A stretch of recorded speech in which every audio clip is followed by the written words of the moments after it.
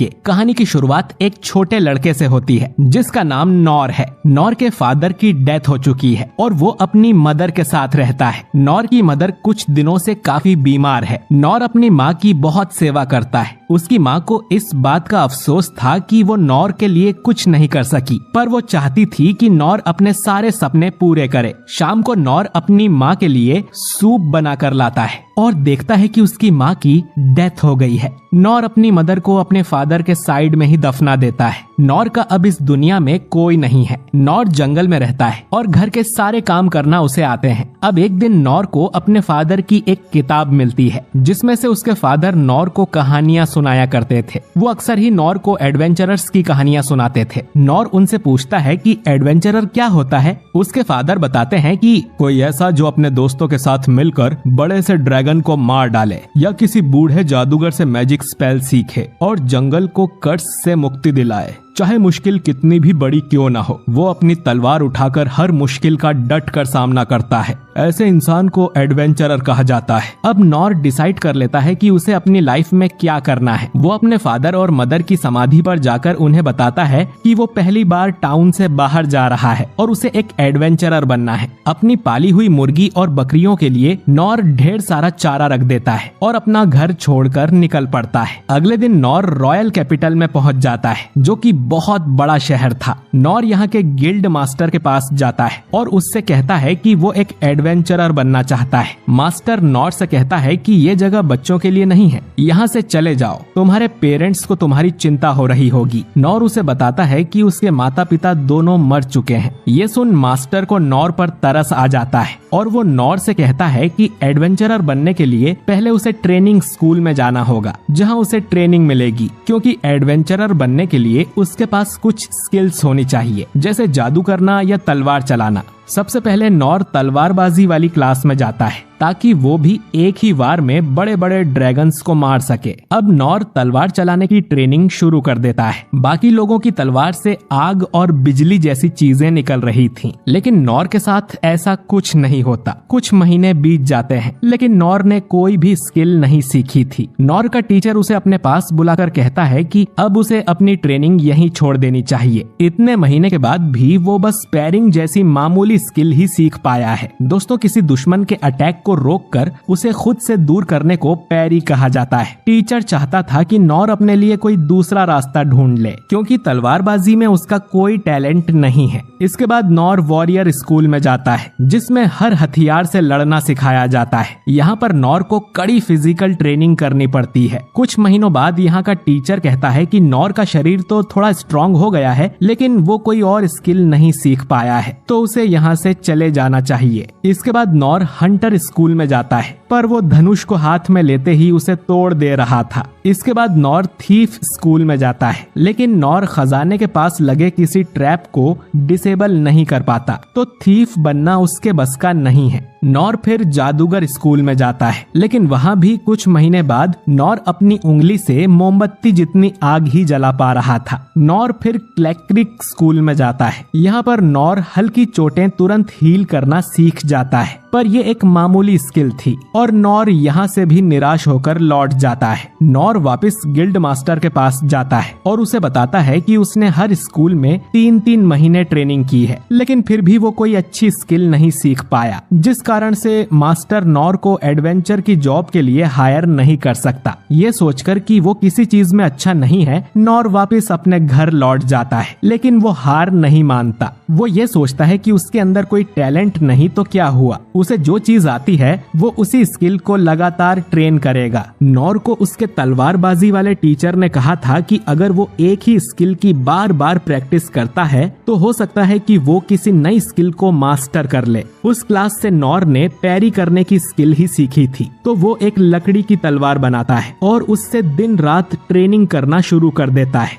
करीब 1 साल ट्रेनिंग करने के बाद नॉर एक ही वार में 10 तलवारों को पैरी कर पा रहा था। करीब 3 साल के बाद नॉर एक वार में 100 तलवारों को पैरी कर लेता है, लेकिन उसे कोई नई स्किल नहीं मिलती। इस तरह तो नॉर का एडवेंचरर बनने का सपना ही रह जाएगा। पर फिर भी नॉर गिव अप नहीं करता। वो अकेला ट्रेनिंग करता ही रहता है और कड़ी ट्रेनिंग करते हुए उसे कुल 14 साल बीत जाते हैं। नॉर अब बड़ा हो गया था और वो एक वार में 1000 तलवारों को पैरी कर पा रहा था, पर फिर भी उसे कोई नई स्किल नहीं मिलती। अब एक आखिरी ट्राई करने के लिए नॉर फिर से गिल्ड मास्टर के पास जाता है और उसे अपनी सारी स्किल्स बताता है, जो थी पैरी, फिजिकल एनहेंसमेंट, पत्थर फेंकना, फेदर स्टेप, लो हील और टाइनी फ्लेम। ये सब काफी मामूली स्किल्स थीं। तो यहाँ की असिस्टेंट नॉर से कहती है कि उसे ट्रेनिंग स्कूल ज्वाइन करनी चाहिए, जिस पर नॉर कहता है कि वो पहले ही उन सब के पास जा चुका है। ये सुन असिस्टेंट कहती है कि फिर तो वो रजिस्टर नहीं कर सकता। तभी यहाँ पर गिल्ड मास्टर आ जाता है, जो कि शुरू में तो नॉर को पहचान भी नहीं पाता। नॉर मास्टर को बताता है कि कैसे वो 14 सालों से अकेले ही ट्रेनिंग कर रहा है, लेकिन वो सिर्फ अपनी पैरी स्किल को ही थोड़ा सुधार पाया है। अब मास्टर नॉर को बताता है कि एडवेंचरर्स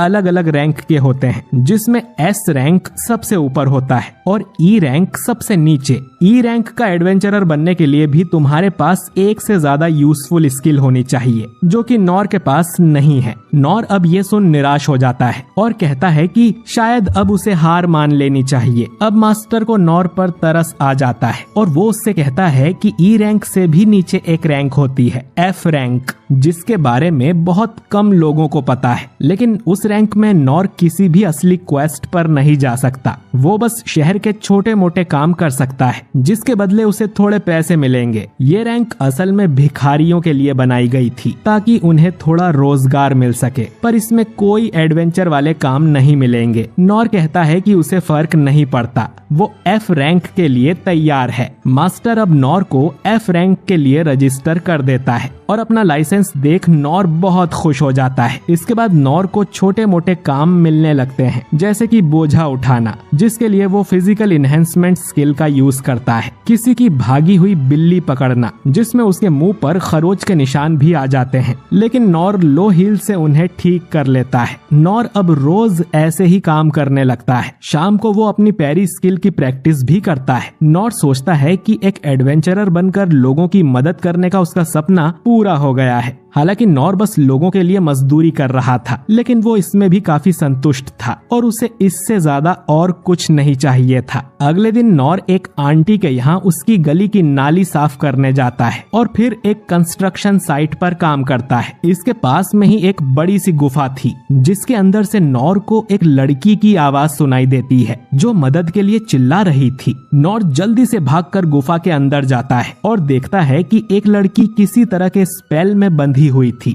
और दिखने में ये कोई राजकुमारी लग रही थी। इनके सामने एक बड़ा सा मॉन्स्टर खड़ा था, जिसे मिनोटॉर कहा जाता है। ये पौराणिक कथाओं का एक दानव है, जिसका सिर सांड का और शरीर इंसानों जैसा होता है। लेकिन नॉर को इन सब के बारे में कुछ नहीं पता है और उसे लगता है कि ये एक बड़ी सी काऊ है। ये मॉन्स्टर अब उस राजकुमारी की तरफ बढ़ने लगता है। राजकुमारी के गार्ड्स उसकी रक्षा करने की कोशिश कर रहे थे, लेकिन वो मॉन्स्टर अपनी बड़ी सी कुल्हाड़ी से एक एक करके सभी गार्ड्स को मारने लगता है। सभी गार्ड्स को मारने के बाद वो मॉन्स्टर राजकुमारी की तरफ बढ़ता है, तो नॉर गार्ड की तलवार उठाकर मॉन्स्टर की आंख पर पत्थर मारता है। मॉन्स्टर अब नॉर पर अटैक करने आता है और उसके अंदर अपने सींग घुसाने लगता है, पर नॉर उसे तलवार से पैरी कर साइड में फेंक देता है। इसके बाद वो मॉन्स्टर कुल्हाड़ी से अटैक करता है, लेकिन नॉर उसके सारे अटैक्स को पैरी करता जा रहा था। अब नॉर को बचना तो आता है, लेकिन उसके पास कोई भी अटैक स्किल्स नहीं थे।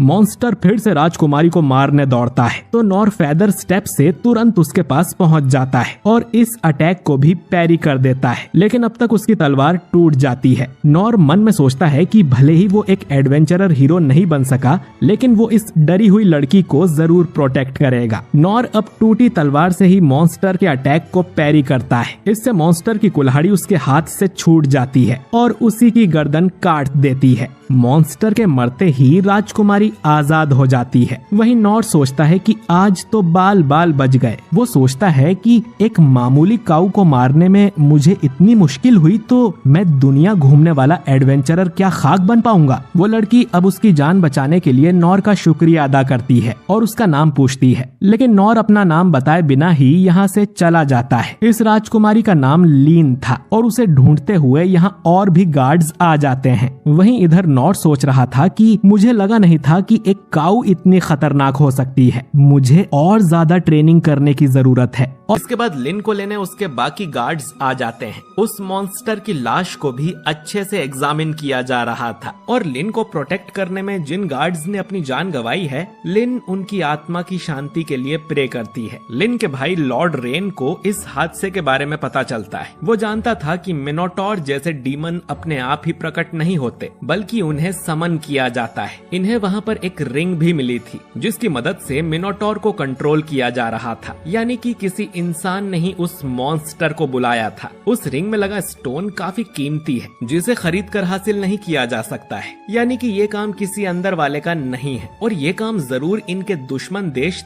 डेरिदस का होगा। उन्होंने मॉन्स्टर के जरिए राजकुमारी को मारने की कोशिश की है, यानी कि वो इनके देश के साथ युद्ध चाहते हैं। इनके देश में एक डंजन है जिसके अंदर ढेर सारे कीमती रेलिक्स भरे हुए हैं और डेरिदस उसी डंजन को हासिल करना चाहता है। लेकिन जिस आदमी ने उस मॉन्स्टर को मारा था उसके बारे में इन्हें कुछ भी नहीं पता। इधर नॉर मास्टर्स गिल्ड में जाता है जहां मास्टर उसे बताता है कि कल नॉर जिस कंस्ट्रक्शन साइट पे काम कर रहा था उसके पास एक बहुत बड़ा मॉन्स्टर आ गया था। वो ए रैंक का मॉन्स्टर था और किसी अनजान आदमी ने उसे मार गिराया। नॉर को समझ ही नहीं आता कि यहाँ उसकी बात हो रही है, क्योंकि उसके हिसाब से तो कल उसने एक मामूली सांड को मारा है। नॉर अब मास्टर से अगला काम मांगता है। मास्टर नॉर को समझाता है कि उसे ये मजदूरी का काम छोड़कर कोई ढंग की जॉब कर लेनी चाहिए, वहाँ वो ज्यादा पैसे कमा सकता है। तभी राजकुमारी लिन यहाँ पर आ जाती है। वो नॉर से मिलना चाहती थी, इसीलिए वो अपनी डिटेक्शन स्किल का यूज करते हुए उसके पास गई।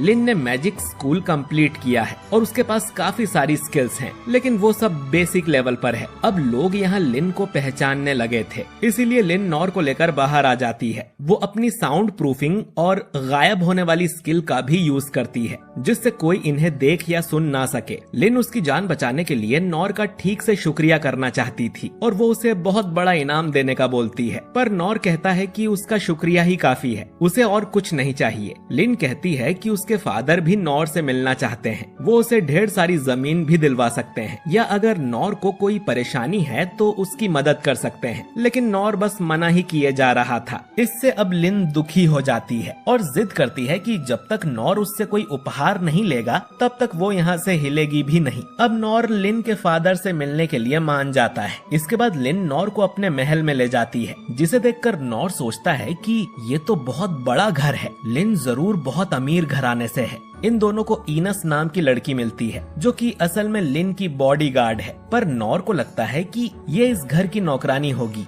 लिन उसे बताती है कि नॉर ने ही उसकी जान बचाई थी और इनस दोनों को राजा के पास ले जाने लगती है। रास्ते में इन्हें गिलबर्ट नाम का आदमी मिलता है जो नॉर को देखते ही पहचान जाता है कि इसी ने उस मॉन्स्टर को मारा होगा। इनस गिलबर्ट को उनके साथ चलने को कहती है क्योंकि उसे नॉर पर भरोसा नहीं था। इधर राजा क्लेस अपने बेटे रेन के साथ मीटिंग कर रहा था कि कैसे दुश्मन देश डेरिदस शांति समझौता करने को तैयार नहीं है, उन्हें डंजन पर पूरा हक चाहिए। बदले में वो क्लेस को अपनी मिलिट्री पावर लोन की तरह दे सकते हैं। राजा क्लेस ने ये ऑफर ठुकरा दिया था और डेरिदस किंग ने कहा था कि वो इसका बदला जरूर लेगा। खैर तभी यहाँ लिन और बाकी लोग आ जाते हैं। रेन लिन पर गुस्सा करता है कि वो अकेले बाहर क्यों गई थी, पर लिन कहती है कि उसे अपनी जान बचाने वाले इंसान को ढूंढना था और नॉर ही वो इंसान है। ये सुन राजा नॉर के पास आता है और उससे हाथ मिलाकर उसका शुक्रिया करता है। नॉर कहता है कि वो पहली बार इतने अमीर लोगों के घर आया है तो उसे यहाँ के तौर तरीके नहीं पता है। राजा अब कहता है कि वो बिना इनाम दिए तो नॉर को यहाँ से नहीं जाने देगा, तो नॉर को जितना भी पैसा या जमीन या जो भी इनाम मांगना है वो मांग सकता है, पर नॉर कहता है कि उसे कुछ नहीं चाहिए। फिर राजा बोलता है कि उनके देश में सबसे पुराना डंजन है जिसके अंदर से ढेर सारी कीमती चीजें निकलती रहती है और ये उन्हें ट्रेजर हॉल में रखते हैं। तो नॉर चाहे तो डंजन का आधा खजाना ले सकता है, लेकिन नॉर साफ मना कर देता है, उसे कोई कीमती तोहफा नहीं चाहिए। राजा सोचता है कि वो और क्या नॉर को दे सकता है। तभी वो अपनी गद्दी के पीछे रखी एक तलवार निकाल कर लाता है जो देखने में काफी अजीब थी। ये तलवार राजा को अपने एडवेंचर के समय मिली थी, लेकिन अब बस ये डेकोरेशन की तरह ही रखी रहती है। राजा ये तलवार नॉर को दे देता है। ये ज्यादा कीमती तोहफा नहीं है, ये सोचकर नॉर इस तलवार को रख लेता है, लेकिन ये काफी भारी थी। इसे उठाने के लिए नॉर फिजिकल एनहेंसमेंट का यूज करता है। अब वो इस तलवार को एक हाथ से ही घुमा पा रहा था। ये देख राजा और बाकी सब शॉक हो जाते हैं। राजा नॉर से उसकी बेटी लिन को ट्रेनिंग देने को भी कहता है ताकि वो भी उसकी तरह स्ट्रॉन्ग बन सके, पर नॉर बोलता है कि ऐसा कुछ नहीं है जो वो लिन को सिखा पाएगा और अगर उसे कुछ सीखना है तो वो खुद डिसाइड करेगी। पेरेंट्स को इस मामले में दखल अंदाजी नहीं करनी चाहिए। ये सुन राजा हंसने लगता है। इसके बाद नॉर यहाँ से जाने लगता है। वो सोचने लगता है कि ये तलवार उसके क्या काम आएगी और तभी उसे याद आता है कि ये तलवार स्टेला के घर की नाली जितनी ही चौड़ी है, तो इस तलवार का यूज करके वो जल्दी जल्दी नाली साफ कर पाएगा। तभी नॉर के पीछे ईनस आ जाती है और कहती है कि उसे कुछ बात करना है। वो अपनी रूडनेस के लिए नॉर से माफी मांगती है। उनका काम है क्लेस फैमिली को प्रोटेक्ट करना, इसीलिए उन्हें हमेशा चौकन्ना रहना पड़ता है। नॉर बोलता है कि मुझे लगा था तुम नौकरानी हो। ईनस बताती है कि वो क्लेस फैमिली की मिलिट्री की वाइस कैप्टन है और उसे द डिवाइन शील्ड भी कहा जाता है और उसका काम है अपनी जान देकर भी लेडी लिन की रक्षा करना। और क्योंकि नॉर ने लिन की जान बचाई थी तो उसने एक तरह से ईनस की भी जान बचाई है। उस दिन ईनस किसी काम से बाहर गई हुई थी, इसीलिए वो लेडी लिन के साथ नहीं थी। खैर, ईनस कहती है कि अगर नॉर को किसी तरह की कोई मदद चाहिए हो तो वो उसे बता सकता है। नॉर कहता है कि वो जरूर बताएगा। अब आखिर में ईनस नॉर को डांट लगाती है कि वो राजा से ऐसे बात नहीं कर सकता जैसे वो कोई आम आदमी हो और अगली बार उसे राजा के सामने तमीज से पेश आना होगा। इसके बाद ईनस नॉर से उसका नाम पूछती है और जब नॉर उसे अपना नाम बताता है तो अचानक ही ईनस को कुछ होता है, पर वो नॉर से कुछ नहीं कहती और चली जाती है। अब नॉर घर जाने के लिए मुड़ा ही था कि गिलबर्ट उसके सामने आ जाता है। वो देखना चाहता था कि नॉर में कितनी ताकत है, इसलिए वो उसे एक फाइट के लिए चैलेंज करता है और नॉर बस यही सोच रहा था कि उसे घर कब जाने को मिलेगा और वो नॉर को एक ट्रेनिंग रूम में लेकर जाता है। गिलबर्ट चाहता था कि नॉर उसके साथ एक एक प्रैक्टिस फाइट करे। वहीं नॉर ने ट्रेनिंग स्कूल के बाद कभी किसी दूसरे के साथ प्रैक्टिस नहीं की थी। अब नॉर एक लकड़ी की तलवार उठा लेता है और फाइट के लिए रेडी हो जाता है। नॉर सोच रहा था कि गिलबर्ट उससे ज्यादा अच्छा फाइटर होगा, तो उससे फाइट करके नॉर को भी बहुत कुछ सीखने को मिलेगा। वहीं आसपास के लोग नॉर को देख बोलते हैं कि आखिर ये कौन है जो कैप्टन गिलबर्ट से लड़ने आया है। इसके बाद गिलबर्ट अपने भाले से नॉर पर अटैक कर देता है। वो लगातार उस पर हमले किए जा रहा था, लेकिन नॉर आराम से उसके सारे अटैक्स डॉज कर रहा था। वो मन में गिलबर्ट की तारीफ करता है कि इसके मूवमेंट्स तो काफी अच्छे हैं, इसने जरूर कड़ी ट्रेनिंग की होगी। लेकिन नॉर के लिए ये अटैक बहुत स्लो थे,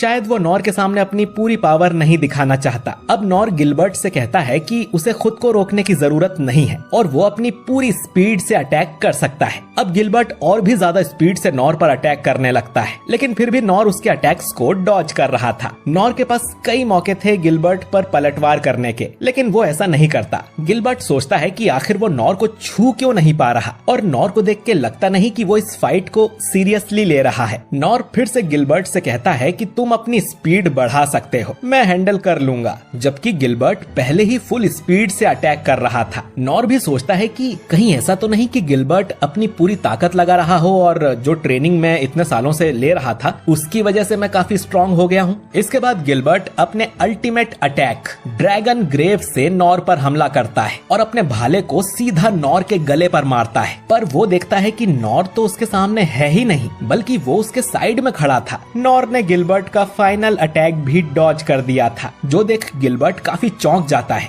लेकिन तभी नॉर कहता है कि मैं हार मानता हूँ, और फिर वो यहाँ से चला जाता है। इधर लोग बातें कर रहे थे कि कैप्टन के फाइनल अटैक से कोई कैसे बच सकता है, शायद वो नकली भाला था इसीलिए वो आदमी उड़ गया होगा, असली होता तो उसकी गर्दन अलग हो जाती। इसके बाद हमें गिलबर्ट की बैक स्टोरी दिखाई जाती है। गिलबर्ट के अंदर भाला चलाने का काफी हुनर था और उसे फाइट में कोई भी नहीं हरा पाता था। गिलबर्ट ट्रेनिंग करते हुए और ज्यादा पावरफुल होता गया। वो अलग अलग टाउन में जाकर वहाँ के स्ट्रॉन्ग लोगों से लड़ता था, लेकिन फिर गिलबर्ट से लड़ने लायक कोई बचा ही नहीं। उसने रॉयल कैपिटल में भी सभी फाइटर्स को हरा दिया था। अब एक बूढ़ा आदमी गिलबर्ट को बताता है कि उनके किंगडम और पड़ोसी देश में युद्ध होने के आसार हैं, इसीलिए रॉयल कैपिटल में स्ट्रॉन्ग लोगों को इकट्ठा किया जा रहा है। गिलबर्ट को भी वहाँ जाना चाहिए ताकि उसे वहाँ कोई अपनी टक्कर का मिल सके। गिलबर्ट फिर रॉयल कैपिटल में आकर यहाँ डीमन हंटिंग करने लगा। आर्मी में उससे लड़ने लायक कोई नहीं था जो कि उसे सच में टक्कर दे सके। उसने बड़े बड़े मॉन्स्टर्स को भी आराम से मार दिया और उसे काफी बोरियत होती थी। एक दिन सोर्ड स्कूल का मास्टर सिग गिलबर्ट के पास आता है, जिसे सोर्ड सोवरेन का टाइटल मिला हुआ है। गिलबर्ट को भी लोगों ने स्पीयर सोवरेन का टाइटल दिया हुआ था, पर गिलबर्ट को ये सब फालतू की बातें लगती हैं। सिग उससे कहता है कि वो ईनस से क्यों नहीं लड़ता, जिस पर गिलबर्ट बोलता है कि ईनस थोड़ी अलग तरह से स्ट्रॉन्ग है, लेकिन फिर भी अगर उनमें एक सिंपल बैटल हो तो गिलबर्ट ही जीतेगा। अगर सिग के जैसे और भी स्ट्रॉन्ग लोग होते तो गिलबर्ट को काफी मजा आता। गिलबर्ट अब सिग से कहता है कि आप भी बोर हो जाते होंगे नहीं, दिन भर सोल्जर्स और एडवेंचरर्स को ट्रेनिंग देते हुए, जो कि आपकी छोटी उंगली के जितने भी पावरफुल नहीं है। सिग कहता है कि उसकी ड्यूटी है रॉयल कैपिटल को प्रोटेक्ट करना, वो चाहे कितना भी स्ट्रॉन्ग क्यों ना हो। अकेला एक युद्ध नहीं जीत सकता। खैर, एक दिन कोई तो आएगा जो मुझसे भी ज्यादा ताकतवर होगा। गिलबर्ट कहता है कि काश वो दिन जल्दी आए। जब गिलबर्ट को पता चला कि एक अकेले आदमी ने मिनोटोर को मार दिया है,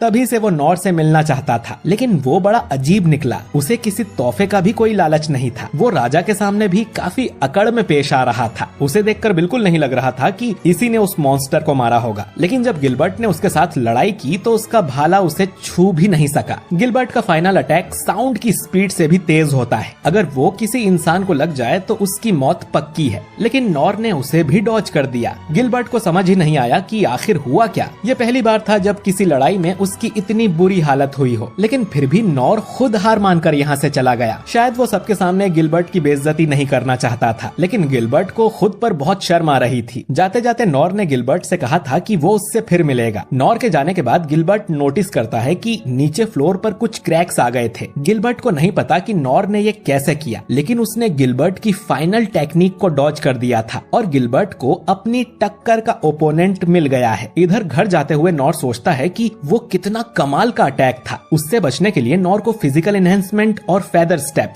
दोनों का यूज करना पड़ गया था और उसी से जमीन पर वो गड्ढे बने थे। अगर उसने जरा भी देर की होती तो आज उसका गेम बच जाता। इससे नॉर को एक बात पता चल गई कि वो अब भी काफी कमजोर है और उसे और ज्यादा ताकतवर होने की जरूरत है। अब अगले दिन नॉर उस राजा की दी हुई तलवार का यूज कर उससे नाली साफ करने लगता है और इससे नाली काफी अच्छे से साफ हो रही थी, जो देखकर नॉर खुश हो जाता है और सोचता है कि इस तलवार पर अब तक एक स्क्रैच भी नहीं आया है। कुछ देर बाद नॉर सोचता है कि उसने आज का सारा काम खत्म कर दिया है। उस मॉन्स्टर की वजह से कुछ दिनों के लिए कंस्ट्रक्शन साइट भी बंद है। ऐसा ही चलता रहा तो नॉर को दिन भर खाली बैठना पड़ेगा और उसे कोई काम ही नहीं मिलेगा। नॉर को अब इस नई तलवार का इस्तेमाल करते हुए नए काम करने चाहिए, जैसे कि वो इसे नाव के चप्पू की तरह यूज कर सकता है, पर उसके लिए पहले नाव लेनी पड़ेगी। वो उसके ऊपर पिज्जा बना सकता है, पर ओवन लेना पड़ेगा। वो इस पर खाना पका सकता है, लेकिन उसके पास बहुत कम फायर स्किल है। तभी अचानक ही लिन यहाँ पर आ जाती है। नॉर लिन के यहाँ आने का कारण पूछता है, जिस पर लिन कहती है कि वो नॉर की असिस्टेंट बनना चाहती है। वो उसके सारे रोजमर्रा के कामों में उसका हाथ बटाएगी। बदले में वो नॉर की टेक्निक्स सीखना चाहती है। नॉर उसे बस अपने पास रखने की परमिशन देगा, वो भी उसके लिए काफी है। वो उसे बिल्कुल परेशान नहीं करेगी, जिस पर नॉर साफ मना कर देता है। लिन कहती है कि वो उसके बहुत काम आ सकती है। उसने सारे 6 ट्रेनिंग स्कूल्स में टॉप किया था। नॉर कहता है कि ऐसा कुछ नहीं है जो कि वो लिन को सिखा सकता है और न ही किसी काम में उसे लिन की मदद चाहिए। लिन कहती है कि उसके पेरेंट्स नॉर को सिखाने की फीस भी दे सकते हैं, पर नॉर उसके लिए भी मना कर देता है। लिन काफी रिक्वेस्ट करती है, लेकिन नॉर बस मना ही कर रहा था, तो लिन दुखी हो जाती है। अब ये दिखाने के लिए कि लिन कितनी यूजफुल है, वो अपनी जादू की छड़ी निकालती है और अपनी पहली स्किल आइस डांस दिखाती है, जिससे आसमान में कई सारे नुकीले आइस के स्टोन्स आ जाते जाते हैं। इसके बाद लिन हेल फायर का यूज कर अपने हाथ से आग निकालती है। हेल फायर ही उसकी सबसे पावरफुल टेक्निक है।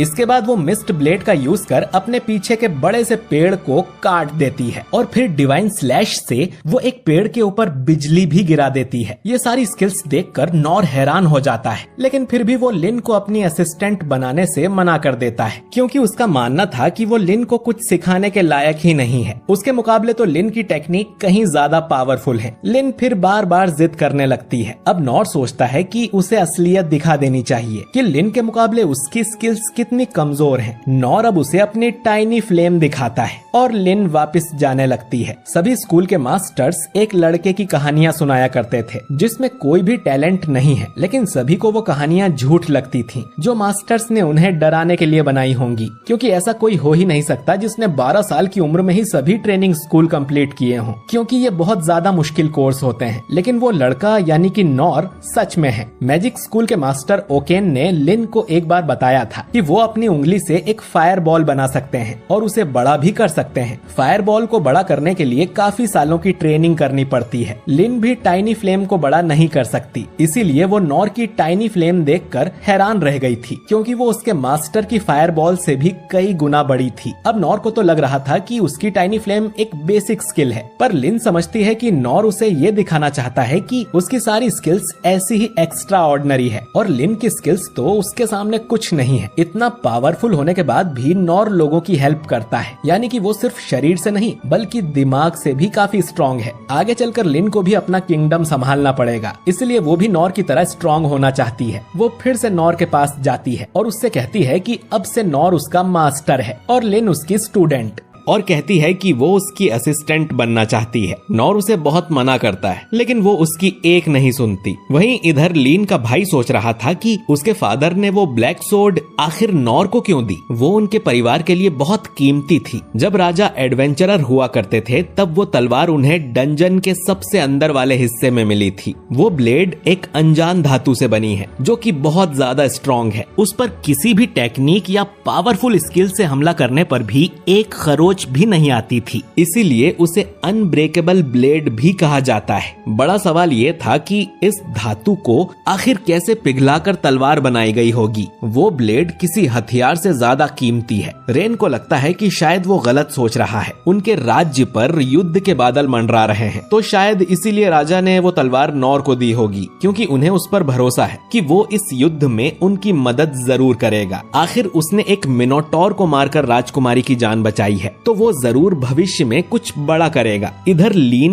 नॉर के साथ ही होती है। वो अब नॉर को अपना टीचर मान रही थी। वहीं नॉर सोच रहा था कि जब ये मुझे नाली साफ करते हुए देखेगी तो खुद ही भाग जाएगी। खाना खाने के बाद ये दोनों गिल्ड मास्टर के पास जाते हैं अपना अगला काम लेने के लिए। मास्टर राजकुमारी को देखकर हैरान हो जाता है, लेकिन लीन उससे कहती है कि अभी वो बस एक एडवेंचरर है, वो बस उन्हें उनका अगला काम दे। नॉर कहता है कि कोई ऐसा काम बताइए जो दो लोग मिलकर कर सकें। लीन की रैंक बी थी, इसीलिए वो इन्हें एक गोब्लिन मारने का काम देता है, जो सुन नॉर चौंक जाता है, क्योंकि उसकी रैंक में उसे कभी ऐसा काम नहीं मिला था। गोब्लिन छोटे मॉन्स्टर होते हैं जिन्हें मारकर नए एडवेंचरर अपनी स्किल्स दिखाते हैं। मास्टर नॉर को ये काम इसीलिए दे रहा है क्योंकि उसके साथ बी रैंक की लीन है। पहली बार नॉर को कैसल के बाहर जाकर एक असली एडवेंचरर वाला काम करने को मिलेगा, जो सोचकर नॉर खुश हो जाता है। लेकिन फिर वो सोचता है कि कहीं वो लीन की रैंक का गलत फायदा तो नहीं उठा रहा। अभी तक तो वो उसे घर भगाने का सोच रहा था। नॉर को खुद पर शर्म आने लगती है कि वो कितना खुदगर्ज है। नॉर लीन को बताता है कि वो उसकी रैंक का फायदा उठाकर ये काम ले रहा है, तो उसे कोई दिक्कत तो नहीं है। जिस पर लीन कहती है कि वो अपने टीचर के लिए कुछ भी कर सकती है और उसे खुशी होगी। ये सुन अब नॉर चैन की सांस लेता है और तलवार उठाकर अपने एडवेंचरर बनने के सपने की तरफ चल पड़ता है। मास्टर नॉर को चिल्लाकर बुलाता है कि अबे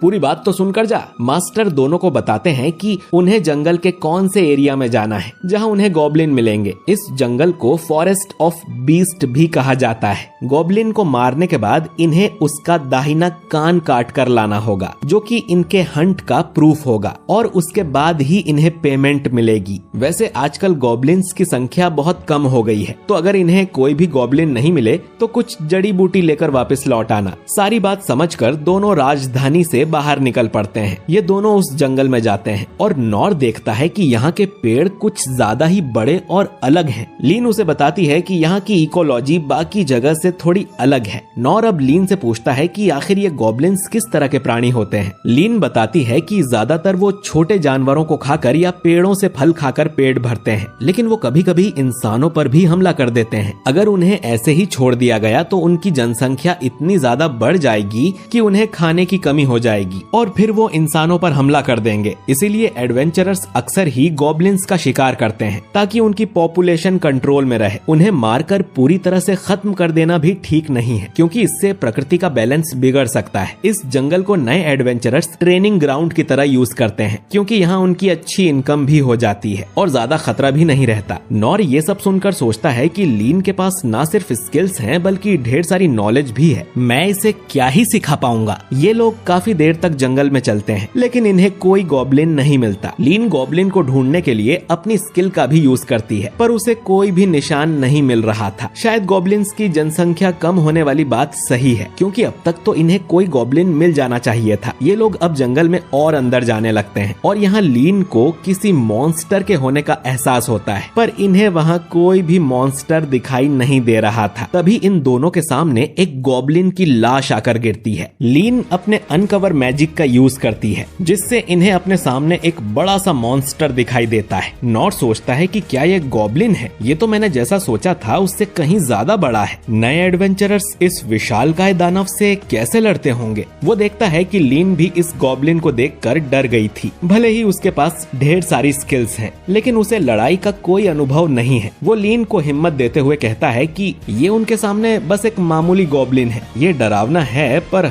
हम इसे जरूर मार देंगे। अब ये सुन लीन को भी हिम्मत आ जाती है, लेकिन सिर्फ लीन जानती थी कि ये कोई मामूली गॉब्लिन नहीं है, बल्कि गॉब्लिन एम्पेरर है। ये गॉब्लिन किंग की एक प्रजाति होती है जो कि बहुत खतरनाक होते हैं। गॉब्लिन एम्पेरर को जेनेटिक मैनिपुलेशन के द्वारा इंसानों ने ही बनाया था, लेकिन फिर उस रिसर्च पर पाबंदी लगा दी गई थी। ये मॉन्स्टर अपनी ही जाति के गॉब्लिन्स को खाता है, जिससे इसकी ताकत और साइज बढ़ता रहता है। पर जब नॉर कहता है कि हम इसे मार देंगे, तो लीन को लगता है कि नॉर पहले से ही जानता था कि उन्हें यहाँ गॉब्लिन एम्पेरर मिलेगा, इसीलिए वो यहाँ आने के लिए इतना एक्साइटेड था, क्योंकि वो इस खतरे को खत्म करना चाहता था। अब ये सोचकर लीन भी लड़ने को तैयार हो जाती है। एम्पेरर अब 2 पेड़ उखाड़ लेता है और उनसे नॉर पर अटैक कर देता है, लेकिन नॉर उसके अटैक्स को अपनी तलवार से पैरी कर देता है। इसके बाद लीन अपने मैजिक से उस पर हमला करती है, पर उसके अटैक से गॉब्लिन को कुछ नहीं होता। वो लीन पर एक पेड़ फेंक कर मारता है, लेकिन नॉर सामने आकर उसे पैरी कर देता है। अब गॉब्लिन पेड़ उखाड़ उखाड़ कर उन्हें नॉर की तरफ फेंकते ही जाता है और नॉर उन्हें पैरी कर देता है, लेकिन वो थक गया था। वहीं लीन देखती है कि गॉब्लिन की चोटें बहुत जल्दी जल्दी भर रही थी। ये कोई आम बात नहीं थी। फिर लीन उसके सर पर लगी मणि को देखती है और नॉर को बताती है कि उन्हें इस गॉब्लिन को हराने के लिए पहले उसके सिर पे लगी मणि को निकालना होगा।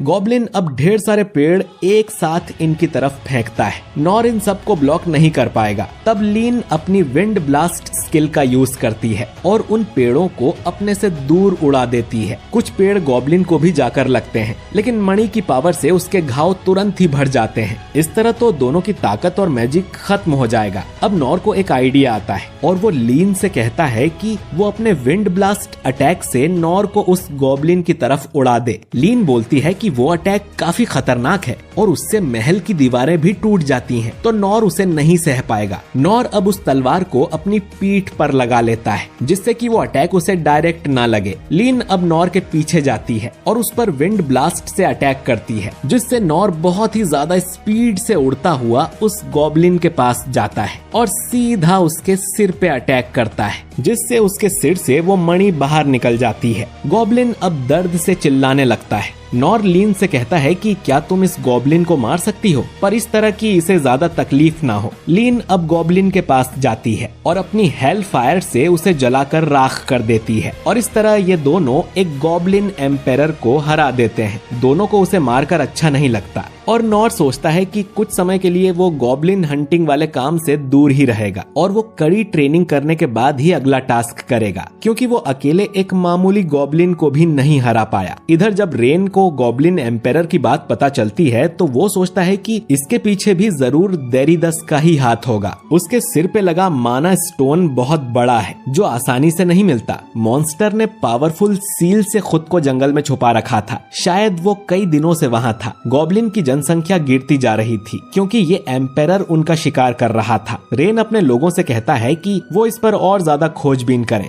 इधर नॉर और लीन वापस मास्टर्स गिल्ड में जाते हैं और उसे भी बताते हैं कि उन लोगों ने एक गॉब्लिन को मारा है। नॉर कहता है कि उसकी तो हालत खराब हो गई थी, लेकिन लीन ने उस गॉब्लिन को मार गिराया। नॉर मन में सोचता है कि आज उसने पहला एडवेंचरर वाला काम किया है तो उसे सेलिब्रेट करना चाहिए। बाकियों के लिए ये आम बात होगी पर उसके लिए नहीं। मास्टर नॉर का मजाक उड़ाते हुए कहता है कि तुमने जरूर बस साइड में खड़े होकर सब देखा होगा। नॉर कहता है कि हाँ, ज्यादातर काम लीन नहीं किया था। लीन नहीं होती तो पता नहीं वो क्या करता। लीन को समझ नहीं आता कि नॉर क्या कह रहा है। मास्टर बोलता है कि चलो तुम्हें कुछ सीखने तो मिला होगा। नॉर कहता है कि बिल्कुल, मुझे लगा नहीं था कि गॉब्लिन इस तरह के होते हैं और उसके सिर पे लगे लाल पत्थर के बारे में भी मुझे कुछ नहीं पता था। मास्टर कहता है कि कौन सा पत्थर? तुमने किसी गॉब्लिन को ही मारा है ना? नॉर कहता है कि हाँ, वो एक गॉब्लिन ही था। और लीन भी कहती है कि जी हाँ, जो आपने कहा वही सच है। अब मास्टर इनसे गॉब्लिन का कान मांगता है जो कि इन्हें सबूत के तौर पर लाना था, तभी इन्हें पेमेंट मिलेगी। ये सुन लीन और नॉर एक दूसरे की तरफ देखते हैं और फिर मास्टर से कहते हैं कि उन्होंने तो उस गॉब्लिन को जला के राख कर दिया। और राजकुमार रेन को शहर में होने वाली कुछ अजीबो गरीब घटनाओं के बारे में पता चलता है, जिससे उसका शक यकीन में बदल जाता है कि दुश्मन पहले ही उसके राज्य के अंदर घुस आया है और उस गॉब्लिन एम्पायर के जैसे और भी मॉन्स्टर्स पहले से ही उनके राज्य में छुपे हुए हैं। अब रेन तुरंत 6 सॉवरेन्स की इमरजेंसी मीटिंग बुलवाता है। रेन को यकीन नहीं होता कि उसका दुश्मन देश इस हद तक गिर जाएगा। उन्हें डंजन के खजाने का इतना लालच है कि वो मासूम लोगों की कुर्बानी देने को भी तैयार हैं और वो लोग किसी भी वक्त इनके देश पर हमला कर सकते हैं। वहीं दूसरी तरफ लीन और नॉर अपने पहले हंट की खुशी में पार्टी कर रहे थे और मास्टर ने उन्हें बिना सबूत के भी पेमेंट दे दिया था, क्योंकि उसे नॉर पर भरोसा है और एक गॉब्लिन मारने पर इतने भी ज्यादा पैसे नहीं मिलते। नॉर अब खाते हुए सोचता है कि इस लड़की से मेरा पीछा कब छूटेगा। खाना खाने के बाद लीन कहती है कि अब उसे घर जाना चाहिए, वो कल फिर से नॉर के पास आ जाएगी। लेकिन तभी रेन इन्हें ढूंढता हुआ यहाँ आ जाता है। रेन नॉर से कहता है कि उसे कल ही लीन के साथ पहाड़ों में बसे शहर की तरफ जाना है। इन्हें एक घोड़ा गाड़ी दी जाएगी और इनस भी इनके साथ होगी और उसे इस काम के पैसे भी मिलेंगे। इससे ज्यादा वो नॉर को कुछ नहीं बता सकता। इस समय सिर्फ नॉर ही है जिस पर रेन भरोसा कर सकता है। नॉर अब लीन के साथ जाने के लिए मान जाता है। अगली सुबह ये लोग निकल पड़ते हैं। असल में नॉर ने इस सफर के लिए इसीलिए हामी भरी थी क्योंकि वो कभी घोड़ा गाड़ी में नहीं बैठा था और उसे कैपिटल के बाहर भी घूमने को मिल रहा है, जिससे नॉर बहुत खुश था। वो लीन से भी कहता है कि बाहर के नजारे देखो, हम कितनी खूबसूरत दुनिया में रहते हैं। नॉर चाहता है कि एडवेंचरर बनके उसे और भी नई नई जगह घूमने को मिले, लेकिन लीन कुछ और ही सोच रही थी। रेन ने इन्हें बताया था कि पहले इन्हें पहाड़ों में बसे टोरोस शहर में जाना है और कुछ देर वहीं रुकना है। अगर सब ठीक रहा तो पहाड़ों को पार करते हुए इन्हें इनके पड़ोसी मित्र देश मिथ्रा में जाना है। लीन को डर था कि कहीं कुछ बुरा न हो जाए। इनस कहती है कि मैं इसीलिए तुम्हारे साथ हूँ। इनस को प्रिंस रेन से एक अलग ऑर्डर मिला हुआ है। रेन ने बताया था कि जल्द ही उनके राज्य पर हमला होने वाला है। अगर इसमें राजधानी तबाह हो जाती है तो इनस का काम होगा लीन और नॉर को लेकर पड़ोसी मित्र देश में भाग जाना। इनस पूछती है कि क्या राजकुमारी को इस हमले के बारे में पता है, जिस पर रेन कहता है कि अगर उसे पता चल गया तो वो कभी नहीं जाएगी। इनस भी मुसीबत के समय राज्य छोड़कर भागना नहीं चाहती थी, लेकिन रेन उससे कहता है कि उसका काम सिर्फ लीन को सुरक्षित रखना है और उसे इनस पर पूरा भरोसा है। अब घोड़ों को पानी पिलाने के लिए ये लोग एक जगह रुक जाते हैं और इनस नॉर से माफी मांगती है कि वो फालतू में इस झमेले में पड़ गया, पर नॉर कहता है कि अरे हम तो घूमने निकले हैं, इसमें क्या झमेला। और इस पूरे सफर के दौरान इनस बहुत टेंशन में लग रही थी। इनस कहती है कि डरने की बात नहीं है, तुम्हें प्रोटेक्ट करना भी मेरी जिम्मेदारी है। जो सुन नॉर कहता है कि मुझे किसी बात का डर नहीं है, मैं खुद की रक्षा कर सकता हूँ और जरूरत पड़ी तो मैं तुरंत यहाँ से भाग जाऊंगा। इनस कहती है कि उसकी जरूरत नहीं पड़ेगी क्योंकि मेरे पास एक शील्ड है। नॉर कहता है कि मुझे तो तुम्हारे हाथ में कुछ नहीं दिख रहा। अब इनस एक जादुई मंत्र बोलती है और उसके हाथ में एक शील्ड आ जाती है, जिसे देखकर नॉर चौंक जाता है। इनस कहती है कि अगर खतरा दिखे तो इस शील्ड के पीछे छुप जाना, कोई भी हथियार या जादू इस शील्ड के आर पार नहीं जा सकता। नॉर कहता है कि मैं बिल्कुल छुप जाऊंगा और मन में सोचने लगता है कि ये लोग कितने ज्यादा पावरफुल हैं और मेरी तो एक गॉब्लिन मारने में ही हालत खराब हो गई थी। नॉर अब इनस की तारीफ करते हुए कहता है कि ये तो काफी अच्छा टैलेंट है। अब हमें पता चलता है कि बचपन में ही इनस को अपने अंदर एक अलग तरह की शक्ति महसूस होती थी। इनस एक अनाथालय में थी और अपनी इस शक्ति से वो एक लड़की को अनजाने में चोट पहुंचा देती है। अब सॉवरेंस इनस की ये पावर देखते हैं और बताते हैं कि ये तो ऊपर वाले का दिया हुआ तोहफा है और बहुत कम लोगों को ये नसीब होता है। इनस इससे कोई पावरफुल ब्लेड बना सकती है जो सब कुछ काट डाले, या एक मजबूत शील्ड जो कभी न टूटे। अगर इनस इसका सही इस्तेमाल करे तो वो अकेले एक पूरे देश का सफाया कर सकती है। अब शील्ड सोवरेन डेंडाल्ग इनस को गोद ले लेते हैं और उसे ट्रेन करने लगते हैं और बाकी 6 सोवरेन्स भी इनस को उसकी पावर कंट्रोल करना सिखाते हैं। लेकिन इनस को हमेशा डर लगता था कि वो गलती से अपने पास वालों को घायल ना कर दे, इसीलिए वो लोगों से दूरी बनाने लगी और बिल्कुल अकेली हो गई। उसने सोचा तो यही था, लेकिन उस दिन जब वो नॉर से मिली तो हैरान रह गई क्योंकि उसने नॉर के बारे में पहले भी सुना था। उसके फॉस्टर फादर अक्सर ही नॉर का नाम लिया करते थे और उसकी तारीफ करते थे और उनकी नजरों में नाम कमाना बहुत बड़ी बात है। अब इनस को नॉर से जलन होती थी, जबकि वो उससे कभी मिली तक नहीं है। और जब से नॉर इनस के सामने आया है तब से तो उसे और भी बुरा फील हो रहा है, लेकिन वो बस अपने काम पर फोकस करने का सोचती है। अब नॉर देखता है कि गेहूं के खेत में किसी तरह का रास्ता बना हुआ था, जैसे कोई बड़ी सी चीज उसमें चल रही हो। अचानक ही वो खेत में कुछ हिलते हुए भी देखता है, यानी कि यहाँ जरूर एक गायब मॉन्स्टर है। लिन तुरंत ही अपने अनकवर मैजिक से उस मॉन्स्टर को सामने लाती है, जो कि एक बड़े से मेंढक जैसा दिख रहा था। इधर राजधानी में भी मॉन्स्टर्स ने अटैक करना शुरू कर दिया था। सेनापति राजा को जाकर बताता है कि अचानक ही ढेर सारे मॉन्स्टर्स उनकी राजधानी में प्रकट हो गए हैं। सेना उनसे लड़ रही है, लेकिन इनके पास सोल्जर्स की कमी है। रेन बोलता है कि जल्दी से आम लोगों को यहाँ से निकाला जाए।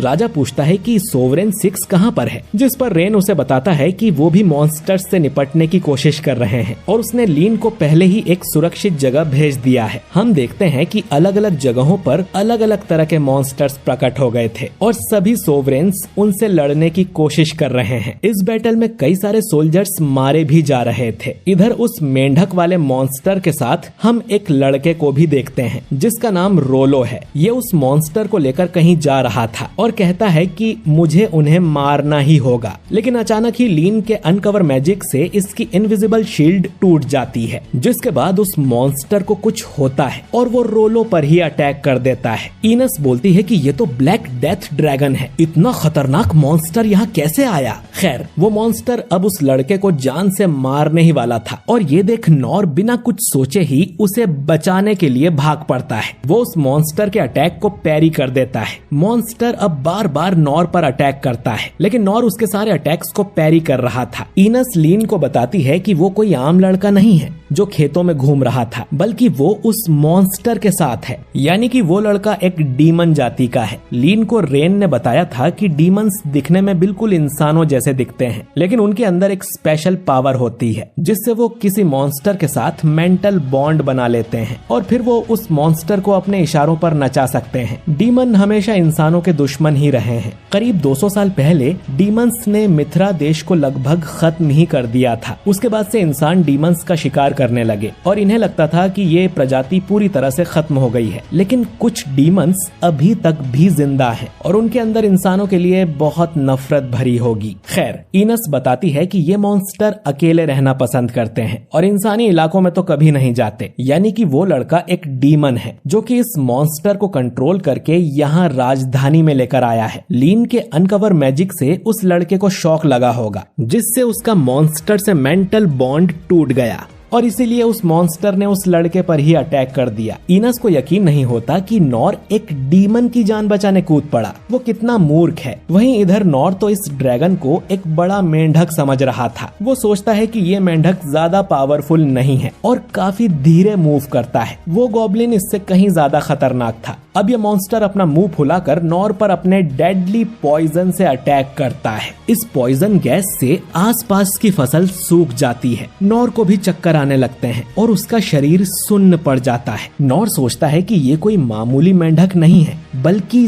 जहरीला मेंढक है। नॉर अब वहीं पर बैठ जाता है और वो मेंढक और भी बड़ा जहर का अटैक करने लगता है। इनस कहती है कि ये मॉन्स्टर हर जगह डेथ लाता है, इसीलिए इसे ब्लैक डेथ ड्रैगन कहते हैं। लीन नॉर की मदद करने भागती है तो इनस उसे रोक लेती है और कहती है कि उसे सिर्फ लीन को प्रोटेक्ट करना है और वो बड़ी सी शील्ड बना देती है ताकि उस मॉन्स्टर का पॉइजन इन तक ना पहुंचे। और मॉन्स्टर की एक सांस भी बहुत जानलेवा होती है। अगर सोवरेन हीलर यहाँ पर होता तो वो भी नॉर को ठीक नहीं कर पाता, यानी अब तक तो नॉर मर गया होगा। वो ड्रैगन अब फिर से जहर की उल्टी करता है और इनस अपनी शील्ड से लीन को बचाती है। इनस नॉर से माफी मांगती है कि वो उसे बचा नहीं पाई, मगर तभी इनके पास उस मॉन्स्टर का एक नाखून उड़ता हुआ आता है और ये देखती है कि नॉर अब भी जिंदा है और उस मॉन्स्टर से लड़ रहा है। नॉर की हालत खराब हो गई थी पर वो हार नहीं मानता। इनस समझ जाती है कि शायद इसीलिए उसके फादर नॉर की बातें किया करते थे। वो कोई मूर्ख नहीं है बल्कि वो किसी को भी बचाने के लिए अपनी जान भी कुर्बान करने को तैयार है। वो एक सच्चा शील्ड है और इनस को उससे कुछ सीखना चाहिए। मेंढक फिर से नॉर पर जहर की उल्टी करता है और इस अटैक को नॉर सह नहीं पाता और जमीन पर गिर जाता है। नॉर की हालत बहुत खराब थी लेकिन फिर भी वो कहता है कि मैं इसे संभाल लूंगा। हम कुछ डीमन जाति के बच्चों को देखते हैं जिन्हें जेल में कैद किया हुआ था। रोलो भी इनमें से एक था। इन बच्चों को शापित बच्चे कहा जाता है क्योंकि इनके अंदर मॉन्स्टर्स को कंट्रोल करने की शक्ति होती है। खाने को इन्हें सड़ा गला ही मिलता था। रोलो ने सुना था कि काफी समय पहले ये बस पालतू जानवरों को ही कंट्रोल कर पाते थे, लेकिन फिर किसी ने एक मॉन्स्टर को कंट्रोल करके उससे युद्ध छेड़ दिया जिसमें कई लोग मारे गए। इंसान अब डीमन जाति से नफरत करते हैं। अगर रोलो किसी इंसान को आंख उठाकर भी देखता है तो उसकी बुरी तरह से पिटाई हो जाती थी। रोलो अगर पूछता है कि मुझे क्यों पीट रहे हो तो उसे और ज्यादा मार पड़ती थी। इतनी मार पड़ती थी कि उसकी सूरत ही बिगड़ जाती थी और उसे 3 दिन तक पानी के अलावा और कुछ नहीं मिलता था। रोलो को पिंजरे में बंद करके जनता को भी दिखाया जाता था और सब उसे गाली देते थे। रोलो अपनी पावर की वजह से लोगों का माइंड भी पढ़ सकता था। वो सुनता रहता था कि कैसे लोगों के अंदर डीमन जाति के लिए गुस्सा और डर भरा हुआ है। जब उन्हें पता चला कि रोलो माइंड रीड कर सकता है तो वो और ज्यादा वायलेंट हो गए। रोलो को बहुत बुरी तरह से ट्रीट किया जाता था लेकिन बदला लेने का विचार कभी उसके मन में नहीं आया। वो कभी किसी को चोट नहीं पहुंचाना चाहता था। अब एक दिन रोलो से कहा गया कि वो अपनी पावर का यूज कर इन मॉन्स्टर को कंट्रोल करे और आने वाले युद्ध में देरिदस का साथ दे।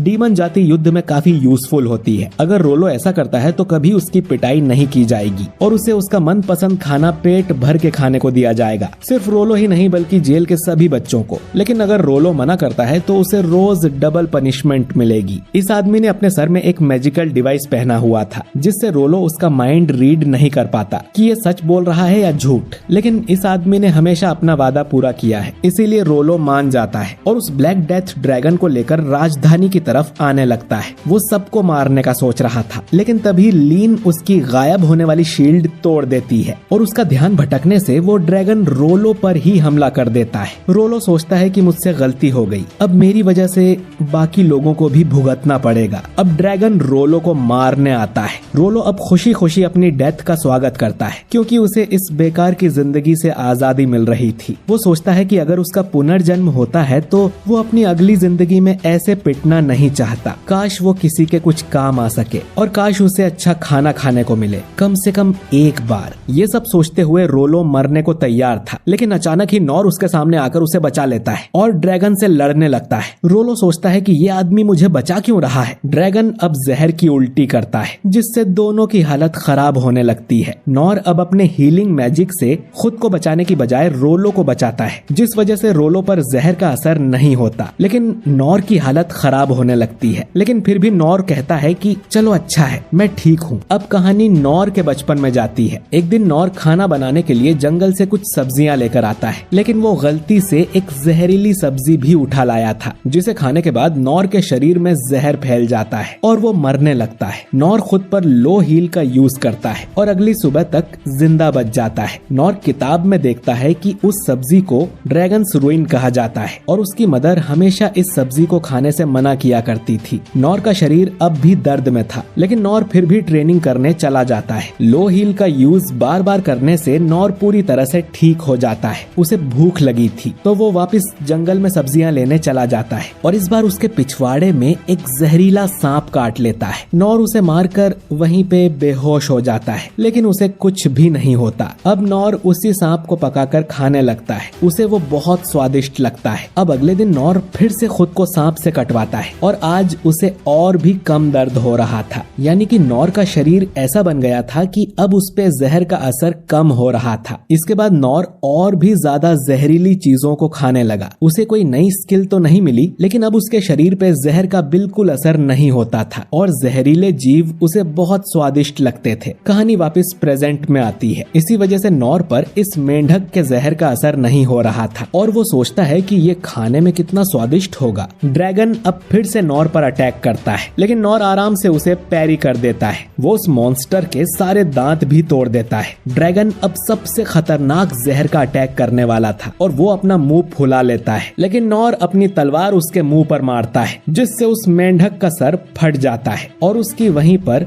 मौत हो जाती है। नॉर सोचता है कि कितनी अजीब बात है कि इतना बड़ा मेंढक शहर के बाहर है, लेकिन खाने में तो ये बहुत टेस्टी होगा। नॉर अब रोलो से पूछता है कि क्या तुम ठीक हो और तुम अकेले इस खेत में क्या कर रहे हो? रोलो बोलता है कि मैं उस मॉन्स्टर को यहाँ तक लाया हूँ और उसने ये मॉन्स्टर शहर तक ले जाने का प्रॉमिस किया था। अब ये सुनकर नॉर को लगता है कि वो मेंढक जरूर खाने के लिए ही था और ये बच्चा उसी की डिलीवरी करने जा रहा था और उसे जिंदा ले जाने से वो ज्यादा देर तक ताजा रहता और इसने खुद पर इनविजिबल सील इसलिए लगाई होगी ताकि कोई उसका मेंढक चोरी न कर ले। शायद ये बच्चा अपने फार्म पर ऐसे जहरीले मेंढक पालता होगा, बिल्कुल जैसे कोई बकरी पालता है। और नॉर ने इस बेचारे गरीब की फूड डिलीवरी खराब कर दी। नॉर माफी मांगता है उसके कीमती खाने को मारने के लिए। नॉर उसके पैसे चुकाने को भी राजी हो जाता है। रोलो कहता है कि उसे कोई पैसे देने की जरूरत नहीं है, सब ठीक है। नॉर कहता है कि ठीक है, लेकिन तुम इतने बड़े मेंढक को यहाँ तक कैसे ले आए? रोलो बताता है कि मैं मॉन्स्टर्स को कंट्रोल कर सकता हूँ। रोलो को लगता है कि अब नॉर भी उसे गाली देगा, पर नॉर सोचता है कि ये छोटा बच्चा इतने बड़े मॉन्स्टर को कंट्रोल कर सकता है, ये तो कमाल की स्किल है। रोलो बताता है कि ये एक तरह की शक्ति है और वो इसके साथ ही पैदा हुआ था। नॉर कहता है कि ये तो और भी कमाल की बात है, ऊपर वाले ने तुम्हें ये टैलेंट गिफ्ट दिया है। रोलो अब हिम्मत करके बताता है कि मैं डीमन जाति का हूँ और सभी डीमन जाति के लोग मॉन्स्टर कंट्रोल कर सकते हैं। अब नॉर बोलता है कि अच्छा, डीमन जाति कोई ट्राइब है और सिर्फ उनके पास ही ये पावर है। नॉर सोचने लगा था कि अगर उसके पास ऐसी एबिलिटी होती तो वो क्या करता। वो जंगल के जानवरों से अपने खेत के काम करवाता, वो बर्ड्स का इस्तेमाल कर लेटर डिलीवर करवाता, रात में भेड़िए उसकी रक्षा करते, कितना मजा आता।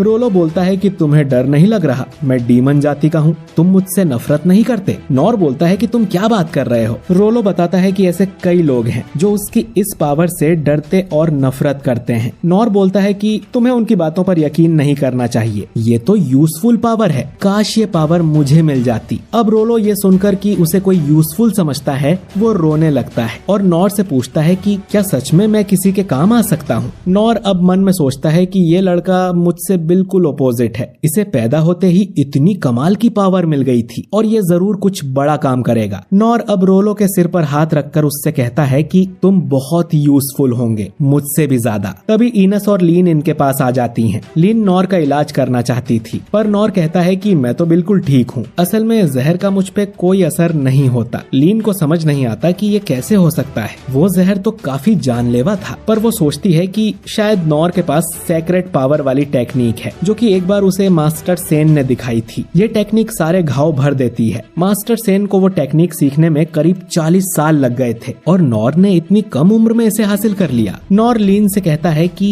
इस बच्चे का जरूर इलाज कर दो।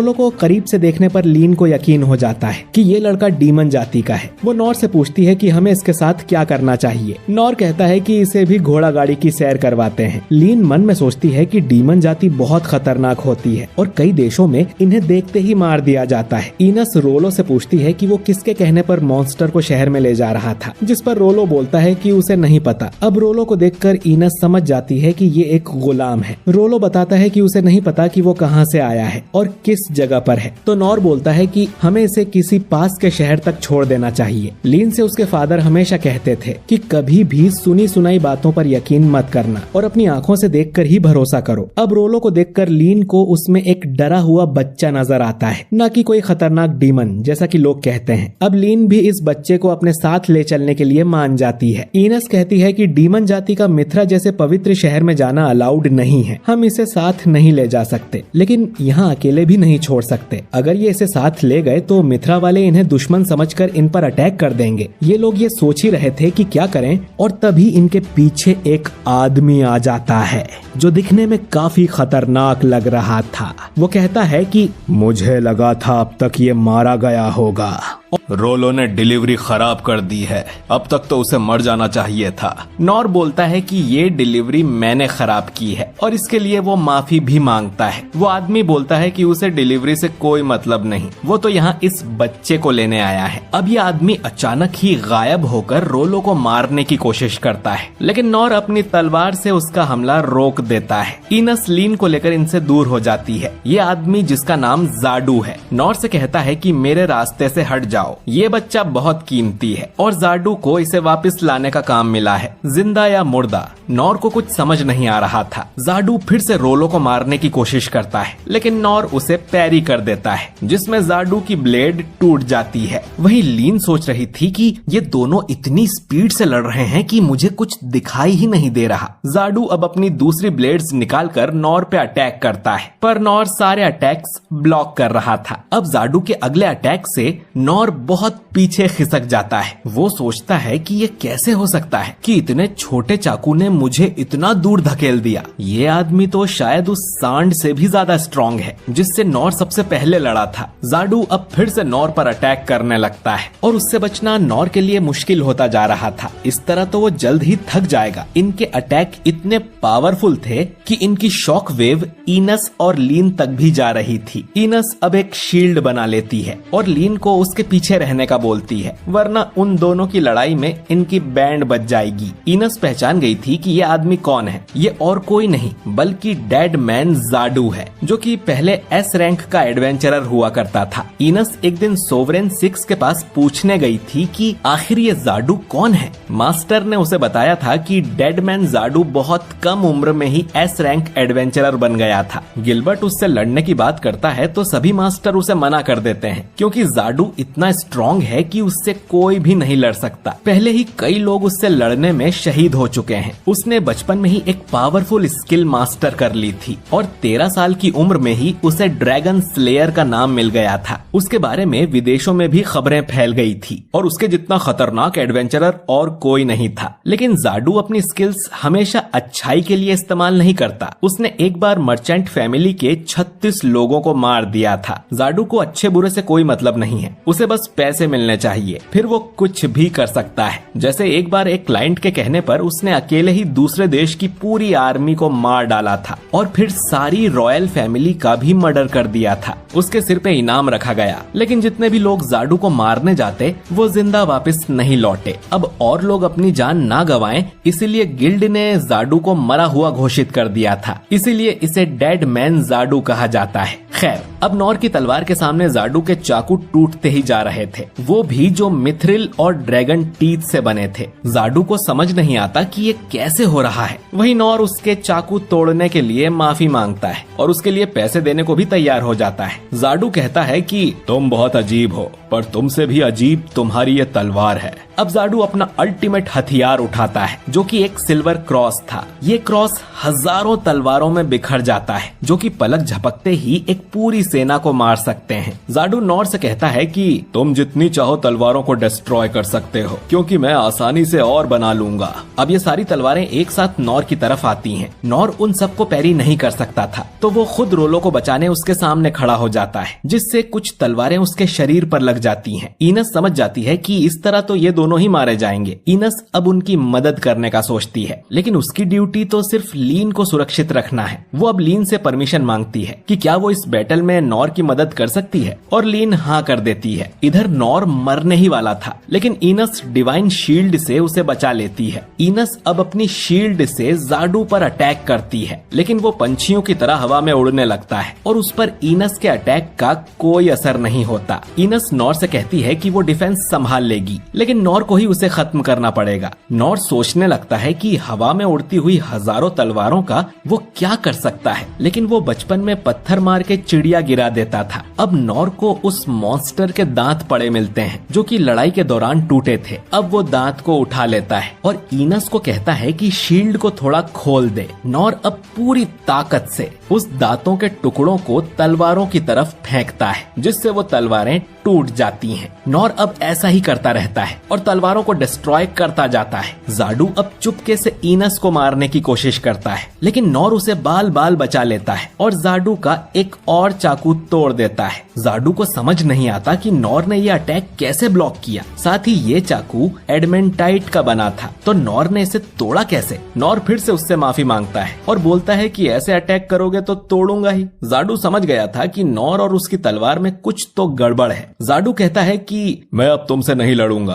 क्योंकि मेरे सारे चाकू टूट गए हैं। जाडू ये भी बताता है कि राजधानी में तो अब तक सेलिब्रेशन शुरू हो गया होगा, पर जाडू अब उसे देखने नहीं जा पाएगा। इनस पूछती है कि राजधानी में कौन सा सेलिब्रेशन हो रहा है। जाडू उसे कुछ नहीं बताता और यहाँ से जाने लगता है। जाते हुए वो नॉर से कहता है कि तुम बहुत अजीब हो। फिर वो रोलो से कहता है कि तुम काफी लकी हो, वरना अब तक तुम्हें मारकर मैंने अच्छे पैसे कमा लिए होते। जाडू अब चुपके से एक और बार रोलो को मारने का ट्राई करता है, लेकिन नॉर फिर से उसके अटैक को पैरी कर देता है। जाडू समझ गया था कि नॉर के सामने वो कुछ नहीं कर पाएगा, तो वो यहाँ से गायब हो जाता है। ये लोग अब सोचने लगते हैं कि राजधानी में क्या हो रहा होगा। नॉर कहता है कि क्यों न हम चलकर ही देख लें, हम इतना दूर भी नहीं आए हैं और वैसे भी हम रोलो को मिथ्रा नहीं ले जा सकते, तो उसे राजधानी लेकर चलते हैं। रोलो अब राजधानी की बात सुनकर डर जाता है और पूछता है कि क्या तुम सब लोग राजधानी से आए हो। नॉर पूछता है कि तुम इतने डरे हुए क्यों हो। रोलो कहता है कि तुम वापस नहीं जा सकते। उसने सुना था कि जो सबसे बड़ा मॉन्स्टर है वो राजधानी पर हमला करने भेजा गया है। वो मॉन्स्टर पूरे शहर का नामो निशान मिटाने जितना पावरफुल है। ब्लैक डेथ ड्रैगन तो उसके सामने कुछ भी नहीं है। लीन को यह सुन चिंता होने लगती है और वो इनस से कहती है कि जल्दी वापस राजधानी चलो। इनस कहती है कि उसके भाई ने लीन को सुरक्षित जगह ले जाने को कहा था। लीन कहती है कि मैं जानती हूँ, पर वो ऐसे पीठ दिखाकर नहीं भाग सकते। इनस अब लीन की बात मान लेती है, लेकिन उसे हमेशा इनस के साथ रहना होगा। नॉर रोलो से पूछता है कि वो क्या करेगा, जिस पर रोलो कहता है कि वो राजधानी चलने को तैयार है, शायद वो इनके कुछ काम आ सके। लीन सोचती है कि नॉर का दिल इतना बड़ा है। वहीं नॉर सोच रहा था कि काश उसे वो मेंढक खाने को मिल जाता, मजा ही आ जाता। खैर, ये लोग घोड़ा गाड़ी में बैठकर वापस जाने लगते हैं। लीन को राजधानी की चिंता हो रही थी। वहीं नॉर रोलो को बाहर जंगली घोड़े दिखाता है। इधर राजधानी में हम प्रिंस रेन को देखते हैं, जिसे सेनापति आकर बताता है कि सभी आम लोगों को यहाँ से खाली करवा दिया गया है। सभी सिख सोवरेंस ने मिलकर काफी मॉन्स्टर्स को मार डाला है, लेकिन हमें अब तक दुश्मन देश की सेना नहीं दिखी है। रेन सोचता है कि शायद वो हमारे थकने का इंतजार कर रहे होंगे और वो जरूर कोई बड़ा अटैक करने वाले होंगे, लेकिन इन्हें नहीं पता कि ये अटैक क्या होगा, ये कहां से होगा। वो चारों तरफ देखने लगता है और फिर उसकी नजर आसमान में जाती है। वो आसमान में एक इनविजिबल शील्ड को उड़ते हुए देखता है। रेन तुरंत अपने अनकवर मैजिक का यूज करता है, जिससे वो शील्ड टूट जाती है और ये लोग आसमान में एक विशालकाय लेजेंडरी ब्लैक ड्रैगन को उड़ता हुआ देखते हैं, जिसे देखकर प्रिंस रेन बुरी तरह से डर जाता है, क्योंकि ये तो तबाही का ड्रैगन है। और एपिसोड की शुरुआत नॉर के बचपन से होती है, जब उसके पिता उसे ड्रैगन्स की कहानियां सुनाया करते थे कि ऐसे ड्रैगन्स जो लोगों का नुकसान करते हैं उन्हें डेविल ड्रैगन्स कहा जाता है, और उन्हें मारने वाले एडवेंचरर को ड्रैगन स्लेयर। ड्रैगन्स को मारने के बाद उनके दांत, पंजों और हड्डियों से हाई क्वालिटी हथियार बनाए जाते हैं, जिससे राज्य की जीडीपी बेहतर होती है। इसीलिए ड्रैगन मारने वाले को हीरो समझा जाता है। नॉर कहता है कि उसे भी ड्रैगन स्लेयर हीरो बनना है, पर उसके फादर कहते हैं कि कुछ ड्रैगन बहुत ही खतरनाक होते हैं और हजारों सालों तक जिंदा रहते हैं। वो सिर्फ जमीन पर चलकर ही भूकंप ला सकते हैं, अपनी पूंछ से बड़े बड़े पहाड़ गिरा सकते हैं। बल्कि कई सालों पहले ड्रैगन्स ने उनके महाद्वीप का सफाया ही कर दिया था, और हीरो बनने के सपने देखते हुए नॉर सो जाता है। अब कहानी प्रेजेंट में आती है और नॉर राजधानी के ऊपर बड़े से ड्रैगन को उड़ते हुए देखता है। लीन कहती है कि ये तो तबाही का ड्रैगन है। ये ड्रैगन बहुत ही विशालकाय था और राजधानी के सभी लोग इसे देख डर जाते हैं। रेन का सेनापति कहता है कि ये ड्रैगन तो अभी नींद में होना चाहिए था, यानी कि उनके दुश्मन देश ने इसे जगा दिया। रेन आदेश देता है कि राजधानी को पूरी तरह से खाली करवाया जाए और सभी आम नागरिकों को यहाँ से बाहर निकाला जाए। और सभी सोवरेन 6 अलग अलग जगहों पर लड़ने में बिजी थे। गिलबर्ट राजा से जाके कहता है कि उन्हें तुरंत ही महल छोड़कर जाना होगा, वो ड्रैगन सब बर्बाद कर देगा। राजा कहता है कि तुम बहादुर सिपाही आम लोगों को यहाँ से निकालने की कोशिश करो, मैं यहीं रहकर इस ड्रैगन से लड़ूंगा। लीन और बाकी सब दूर से ये देख रहे थे। लीन को अपने भाई और फादर की चिंता हो रही थी। उसे पता था कि उसके फादर राजधानी छोड़ के नहीं भागेंगे और उस ड्रैगन से लड़ने में मारे जाएंगे। नॉर, जिसने पहली बार एक ड्रैगन देखा था, वो कहता है कि मैं इस ड्रैगन को हैंडल कर लूंगा। वो लीन से कहता है कि उसकी पीठ पर वैसा ही विंड ब्लास्ट करे जैसा उसने गॉब्लिन किंग से लड़ते समय किया था। उससे नॉर बहुत ही तेजी से राजधानी पहुंच जाएगा। लीन को अपने मास्टर पे भरोसा था, इसीलिए वो मान जाती है। इधर राजा को यकीन नहीं हो रहा था कि दुश्मन देश उस डंजन को पाने के लिए इस हद तक गिर जाएगा। उसका कहना था कि ये लोग उस डंजन का सही इस्तेमाल नहीं कर रहे हैं। अगर वो हमारे हाथ लग जाए तो हमारी मिलिट्री पावर इतनी बढ़ जाएगी कि हम पूरी दुनिया को कंट्रोल कर सकेंगे। लेकिन राजा ऐसी शक्ति इस्तेमाल नहीं करना चाहता जो उनके कंट्रोल से बाहर हो, जिस पर दुश्मन देश का राजा कहता है कि इसीलिए तुम हमेशा एक छोटे से देश के राजा ही रहोगे, क्योंकि कुछ बड़ा करने की तुम्हारे अंदर हिम्मत ही नहीं है। राजा ने कभी नहीं सोचा था कि उन पर ड्रैगन से अटैक होगा। वो अपने महल की छत पर जाता है। उसका राज्य खतरे में था और फिर भी उसे अपनी बेटी की चिंता हो रही थी कि वो ठीक होगी या नहीं। शायद उसमें कभी राजा बनने के गुण थे ही नहीं। वो युद्ध के मैदान में ज्यादा अच्छा लगता है। राजा अपने देश के लोगों से माफी मांगता है, जो इतने सालों तक एक मूर्ख राजा की बात मानते रहे। वो अपने सारे पाप तो नहीं धो सकता, लेकिन इस ड्रैगन की एक आंख फोड़कर वो इसे अंधा जरूर कर देगा। इधर इनस डिवाइन शील्ड से एक सिलेंडर जैसा शेप बनाती है और नॉर को उसके सामने खड़े होने को बोलती है। इसके बाद लीन इस सिलेंडर के अंदर से अपना विंड ब्लास्ट मैजिक यूज करती है, जो कि पिछली बार से कई गुना ज्यादा पावरफुल था, और नॉर सुपर स्पीड से राजधानी की तरफ उड़ जाता है। इधर राजा के सामने वो ड्रैगन आ गया था। वो राजा पर अपनी एल्डर ड्रैगन ब्रेथ से अटैक करने लगता है, जिसने इस महाद्वीप को सालों पहले जला डाला था। राजा समझ गया था कि उसे तो पलटवार करने का भी मौका नहीं मिलेगा, पर फिर भी वो हार नहीं मानता और अपना एक गोल्डन नाइफ निकाल लेता है और बोलता है कि आज तुम्हें पता चलेगा कि हम इंसान कितने जिद्दी होते हैं।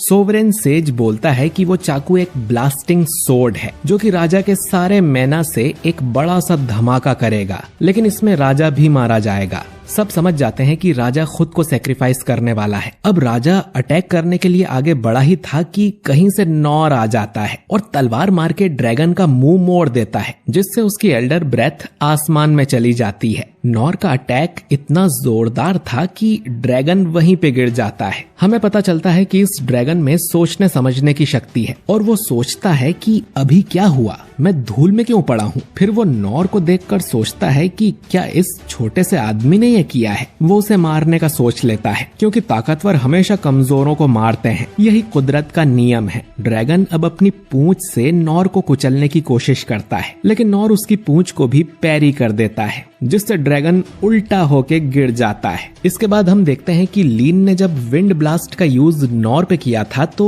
वो बुलेट से भी ज्यादा रफ्तार से उड़ रहा था और वो तुरंत ही राजधानी तक पहुंच जाता है जब ये ड्रैगन अटैक के लिए तैयार हो रहा था। लेकिन नॉर खुद को रोक नहीं पा रहा था तो वो सीधा ड्रैगन से जाके टकरा जाता है। नॉर सोचता है कि आज तो बाल बाल बच गया और आज के बाद वो कभी इस तरह से उड़ने को नहीं कहेगा। नॉर ये भी सोचता है कि ये ड्रैगन इतना बड़ा है लेकिन फिर भी इतनी आसानी से गिर गया, मतलब ये ड्रैगन उतना भी खतरनाक नहीं है जितना उसने सोचा था, यानी कि वो आराम से इससे लड़ सकता है। इनस और लीन भी घोड़ों पर बैठकर राजधानी में आ गई थी। वो लोग राजा को ढूंढकर उसे यहाँ से ले जाने आए थे, लेकिन अचानक ही इन पर एक बड़ा सा पत्थर आकर गिरता है और ये तीनों अपने घोड़ों से गिर जाते हैं। ये हमला गॉब्लिन एम्पायरर्स ने किया था जो कि एक नहीं 3 थे और साइज में पहले वाले से भी बड़े थे। लीन अब सोचती है कि उसे डरने की बजाय नॉर की तरह सोचना चाहिए और वो इनस से कहती है कि डरने की जरूरत नहीं है, ये बस मामूली गॉब्लिन्स हैं। जो सुन इनस को भी कॉन्फिडेंस आ जाता है कि उस ड्रैगन के सामने तो गॉब्लिन्स कुछ नहीं है और हम इन्हें हैंडल कर सकते हैं। ये तीनों गॉब्लिन्स अब इनकी तरफ अटैक करने आते हैं। लीन उन पर आइस अटैक करती है पर वो नहीं रुकते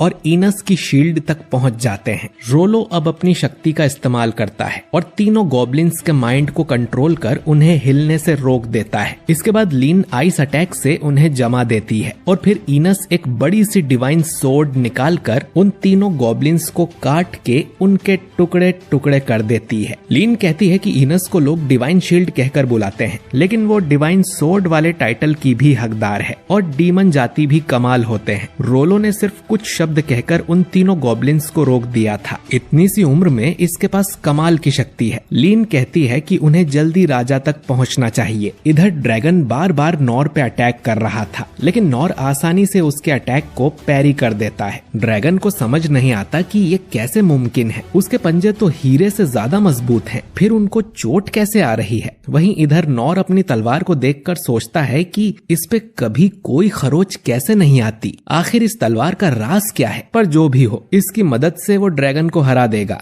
ड्रैगन अब उड़कर आसमान में चला जाता है अपना अल्टीमेट अटैक करने के लिए। वो अपनी एल्डर ब्रेथ को चार्ज कर उससे नॉर पर अटैक करता है लेकिन नॉर अपनी तलवार से उसको भी पैरी कर देता है और वो बीम ऊपर चली जाती है और वहां जाके बहुत ही बड़ा धमाका करती है जो देख इनस को यकीन नहीं होता। नॉर ने एल्डर ब्रेथ को पैरी कर दिया। वो ड्रैगन अब नॉर के पास आकर दहाड़ने लगता है। रोलो कहता है कि वो गुस्सा है क्योंकि नॉर उसे बड़ा खतरा मान ही नहीं रहा जबकि वो अपनी पूरी कोशिश कर रहा है। राजा अपनी छत पर खड़े होकर कहता है कि ड्रैगन्स को अपनी शक्ति पर बहुत गर्व होता है और ये तो एल्डर ड्रैगन है जिसे दुनिया में सबसे शक्तिशाली माना जाता है। लेकिन ये लड़ाई देखकर तो ऐसा लगता है कि ये बहुत ही छोटा और कमजोर है। यही सोच के ड्रैगन बहुत गुस्सा हो रहा था। वो फिर से नॉर को खाने जाता है तो नॉर इस बार उसका एक दांत तोड़ देता है और ड्रैगन उसके सामने गिर जाता है और उसकी आंखें भी लाल से पीली हो जाती हैं। लीन को लगता है कि शायद अब वो शांत हो गया पर रोलो कहता है कि ऐसा नहीं है बल्कि उसने नॉर के सामने हार मान ली है। रेन, गिलबर्ट और बाकी सभी आम लोग राजधानी से काफी दूर थे और वहीं से ये सब देख रहे थे। नॉर अब उस टूटे हुए दांत को देखता है और उसे अपने फादर की कही बात याद आती है कि ड्रैगन के दांत, पंजों और हड्डियों का इस्तेमाल हाई क्वालिटी हथियार और दवाइयां बनाने में होता है जिससे देश को काफी फायदा होता है। इसीलिए ड्रैगन स्लेयर को हीरो कहा जाता है। लेकिन नॉर इस ड्रैगन को जान से नहीं मारता और वहीं पे बैठ जाता है और बोलता है कि शायद मैं हीरो मटेरियल नहीं हूँ। ड्रैगन का अब लड़ने का मूड नहीं था। लीन अब नॉर को आवाज देते हुए उसके पास आने लगती है और लीन, इनस और रोलो भागकर नॉर के पास आते हैं और पूछते हैं कि नॉर को चोट तो नहीं आई। नॉर कहता है कि वो ठीक है। अब नॉर को लगने लगता है कि रोलो ने अपनी शक्ति का यूज करके ड्रैगन को शांत किया है, इसीलिए वो ड्रैगन अब चुपचाप बैठा है। रोलो कहता है कि उसने तो कुछ भी नहीं किया। तो नॉर को लगता है कि रोलो अपनी शक्ति के बारे में सबको बताना नहीं चाहता वरना लोग उससे डरने लगेंगे। नॉर अब रोलो से कहता है कि इस ड्रैगन को वहीं जाने को कह दो जहां से ये आया है। इनस कहती है कि ये ड्रैगन बहुत ही खतरनाक है और इसे यहीं पर मार देना चाहिए, जिस पर नॉर कहता है कि वो जानता है लेकिन वो इसे मारना नहीं चाहता। लीन अब नॉर की बात मान जाती है और रोलो से पूछती है कि क्या वो इस ड्रैगन को कमांड दे सकता है। रोलो कहता है कि ये बहुत पावरफुल है तो वो उससे प्यार से ही पूछ सकता है। नॉर रोलो के कान में बोलता है कि वो बिंदास अपनी शक्ति यूज करे। लीन या इनस उससे नहीं डरती। रोलो अब ड्रैगन के पास जाकर उसे यहाँ से चले जाने को बोलता है, तो ड्रैगन कहता है कि वो अपने मास्टर की सारी बात मानेगा। असल में ड्रैगन नॉर को अपना मास्टर मान चुका था, लेकिन नॉर को लगता है कि ये ड्रैगन रोलो को अपना मास्टर बता रहा है। नॉर रोलो से बोलता है कि इससे कहो अपनी जगह वापस चला जाए और कभी इंसानों को नुकसान ना पहुंचाए। ड्रैगन नॉर की हर बात मानने को तैयार था और फिर वो उड़कर यहाँ से जाने लगता है, लेकिन अचानक ही उस ड्रैगन को एक लेजर आके लगती है, जिससे घायल होकर वो वापस जमीन पर आ गिरता है। ये काम किया था दुश्मन देश के राजा देरिदस ने। इसी ने ड्रैगन को भेजा था ताकि वो राजधानी का सफाया कर दे, लेकिन ये ड्रैगन तो किसी काम का नहीं निकला, इसीलिए उसे लेजर मार के गिरा दिया गया। देरिदस राजधानी के बाहर ही अपनी पूरी सेना लेकर खड़ा था। इनका प्लान था कि जब वो ड्रैगन राजधानी का सफाया कर देगा तब ये लोग पूरी सेना के साथ राजधानी में जाएंगे। इधर हर सोल्जर के हाथ में मैजिक सोर्ड और मैजिक शील्ड थी और इलाइट सोल्जर्स के पास मैजिक आर्मर और मैजिक कैनन्स होंगी। इनके पास 4 अल्ट्रा आउटपुट मैना कैनन भी थी, जिसकी लेजर से इन्होंने ड्रैगन को गिराया था। देरिदस के सेनापति रंदेस ने कहा था कि इस वॉर में उन्हें या उनके देश को ज्यादा फायदा नहीं होगा, तो उसे फिर से सोच लेना चाहिए। ये बात सुनकर देरिदस गुस्सा हो जाता है और रंदेस के मुंह पर लात मारता है। देरिदस का कहना था कि उनके राज्य की तरफ कोई आंख उठाकर भी नहीं देख सकता, क्योंकि उनके पास कमाल की मैजिक टेक्नोलॉजी है और ये बात पूरी दुनिया जानेगी। ये बात पूरा इतिहास याद रखेगा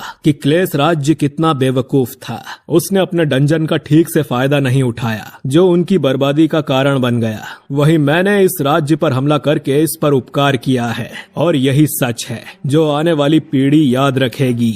दूसरी तरफ नॉर और रोलो उस ड्रैगन के पास जाते हैं, जो कि जिंदा था या मर गया इन्हें पता नहीं चलता। लीन देरिदस की सेना की तरफ इशारा करती है, जिसे मैजिकल एम्पायर भी कहा जाता है। देरिदस अब हमला करने को तैयार था, लेकिन तभी वो दूरबीन से राजकुमारी लीन और इनस को देखता है। उसने इनस के बारे में बहुत कुछ सुना था और उसे लग रहा था कि इनस ही अब तक उनके राज्य को प्रोटेक्ट किए हुए है। राजा इनस पर भी अल्ट्रा कैनन चलाने को कहता है। भले ही इनस को डिवाइन शील्ड कहा जाता है, लेकिन इस कैनन की लेजर से वो जल के राख हो जाएगी। ये लोग अब इनस पर निशाना लगा के अल्ट्रा कैनन को फायर करते हैं। ये खतरनाक लेजर इनस को लगने ही वाली थी, लेकिन नॉर उसके सामने आकर अपनी तलवार से लेजर को पैरी कर देता है और उसे आसमान में भेज देता है। देरिदस को लगता है कि शायद इनका निशाना चूक गया, तो वो फिर से कैनन फायर करने को कहता है। इधर नॉर को समझ नहीं आता कि ये लाइट कहाँ से आई। लीन उसे बताती है कि उन पर दुश्मन देश ने हमला किया है, जिनकी सेना में 10,000 से भी ज्यादा सिपाही है। वो लोग हमारे राज्य का खात्मा करना चाहते हैं और इनके पास भी सेना है, पर वो देरिदस के मुकाबले बहुत छोटी है। इनस कहती है कि अब वो कुछ नहीं कर सकते, उन्हें हार मानकर वापस चलना चाहिए। लीन नॉर से पूछती है कि वो क्या करेगा, जिस पर नॉर मन में कहता है कि ये भी कोई पूछने वाली बात है, वो दुम दबा के यहाँ से भागने वाला है। वो ये बात लीन को बताता उससे पहले ही इन पर एक और अटैक हो जाता है और इनस अपनी डिवाइन शील्ड से सबको प्रोटेक्ट करने लगती है। देरिदस अब अपनी सेना से कहता है कि जल्दी ये सब खत्म करो और खुद सबसे पीछे जाके खड़ा हो जाता है। इधर नॉर को लगता है कि इस तरह तो वो यहाँ से भाग ही नहीं पाएंगे, इसलिए नॉर को सेना का ध्यान भटकाना होगा ताकि लीन, इनस और रोलो यहाँ से सही सलामत भाग पाएं। नॉर याद करता है कि वो लड़ने में अच्छा नहीं है, लेकिन वो भागने में एक्सपर्ट है। बचपन में वो शहद तोड़ने जाया करता था और उसके पीछे मधुमक्खी लग जाती थी, तो नॉर सोचता है कि वो ऐसे भागकर इस सेना का ध्यान अपनी तरफ करेगा और फिर गायब हो जाएगा। लीन को लगता है कि नॉर उस पूरी सेना से अकेले लड़ने जा रहा है, तो उसे उन तक भेजने के लिए वो फिर से नॉर पर विंड ब्लास्ट यूज करने लगती है। नॉर उसे समझाने की कोशिश करता है कि मैं कोई वहाँ लड़ने नहीं जा रहा, लेकिन तभी इन पर फिर से अल्ट्रा कैनन का अटैक होने लगता है और लीन नॉर पर विंड ब्लास्ट कर देती है, जिससे नॉर सुपर स्पीड में उड़ता हुआ उस सेना की तरफ जाने लगता है। रास्ते में वो ढेर सारी लेजर्स को भी पैरी कर देता है। उसकी स्पीड बहुत तेज थी, तो वो पूरी ताकत से सेना पर अटैक करने का सोचता है। वो एक ही अटैक में 1000 तलवारों को पैरी कर देता है और उन्हें आसमान में उड़ा देता है। इसके बाद वो उनकी शील्ड्स को भी पैरी करता है। नॉर बस इसके हथियार छीनकर इनका टाइम वेस्ट करना चाहता था ताकि लीन और इनस को भागने का समय मिल सके। वो भागता रहता है और उसके सामने जो भी आता है वो उसे पैरी कर देता है। देरिदस दूर खड़ा होकर देखता है कि उसकी सेना की तलवारें और शील्ड्स तो हवा में उछल रही हैं। नॉर इसके बाद सीधा देरिदस के पास आता है। इधर जो तलवारें नॉर ने हवा में उड़ाई थी वो वापस उस सेना पर ही गिर गिरने लगती हैं, जिससे पूरी सेना घायल हो जाती है। नॉर इनकी बड़ी बड़ी तोपों को भी हवा में उछाल देता है और एक तूफान की तरह उसने पूरी सेना का सफाया कर दिया था। डेरिडस को समझ नहीं आता कि ये आदमी आखिर है कौन। नॉर अब सेना से लड़ते हुए बहुत ज्यादा थक जाता है और डेरिडस के पास आकर रुकता है। डेरिडस सोचता है कि इस आदमी को तो मैंने दूरबीन से देखा था, ये तो बहुत दूर खड़ा था, तो इतनी जल्दी ये यहाँ पर कैसे आ गया। इसके बाद नॉर डेरिडस की तरफ देखने लगता है, जिससे डेरिडस डर जाता है। कहीं इसे पता तो नहीं चल गया कि मैं राजा हूँ और ये जरूर मुझे मार नहीं आया होगा। नॉर अब डेरिडस की तरफ आने लगता है और वो किसी डरावने डीमन की तरह लग रहा था। डेरिडस को याद आता है कि उसके पास उसका मैजिक आर्मर और मैजिक सोर्ड है, जिसे वो बाहर निकाल लेता है। अब नॉर सुपर स्पीड से यहाँ से जाता है और उन अल्ट्रा कैनन्स को भी हवा में उछाल देता है,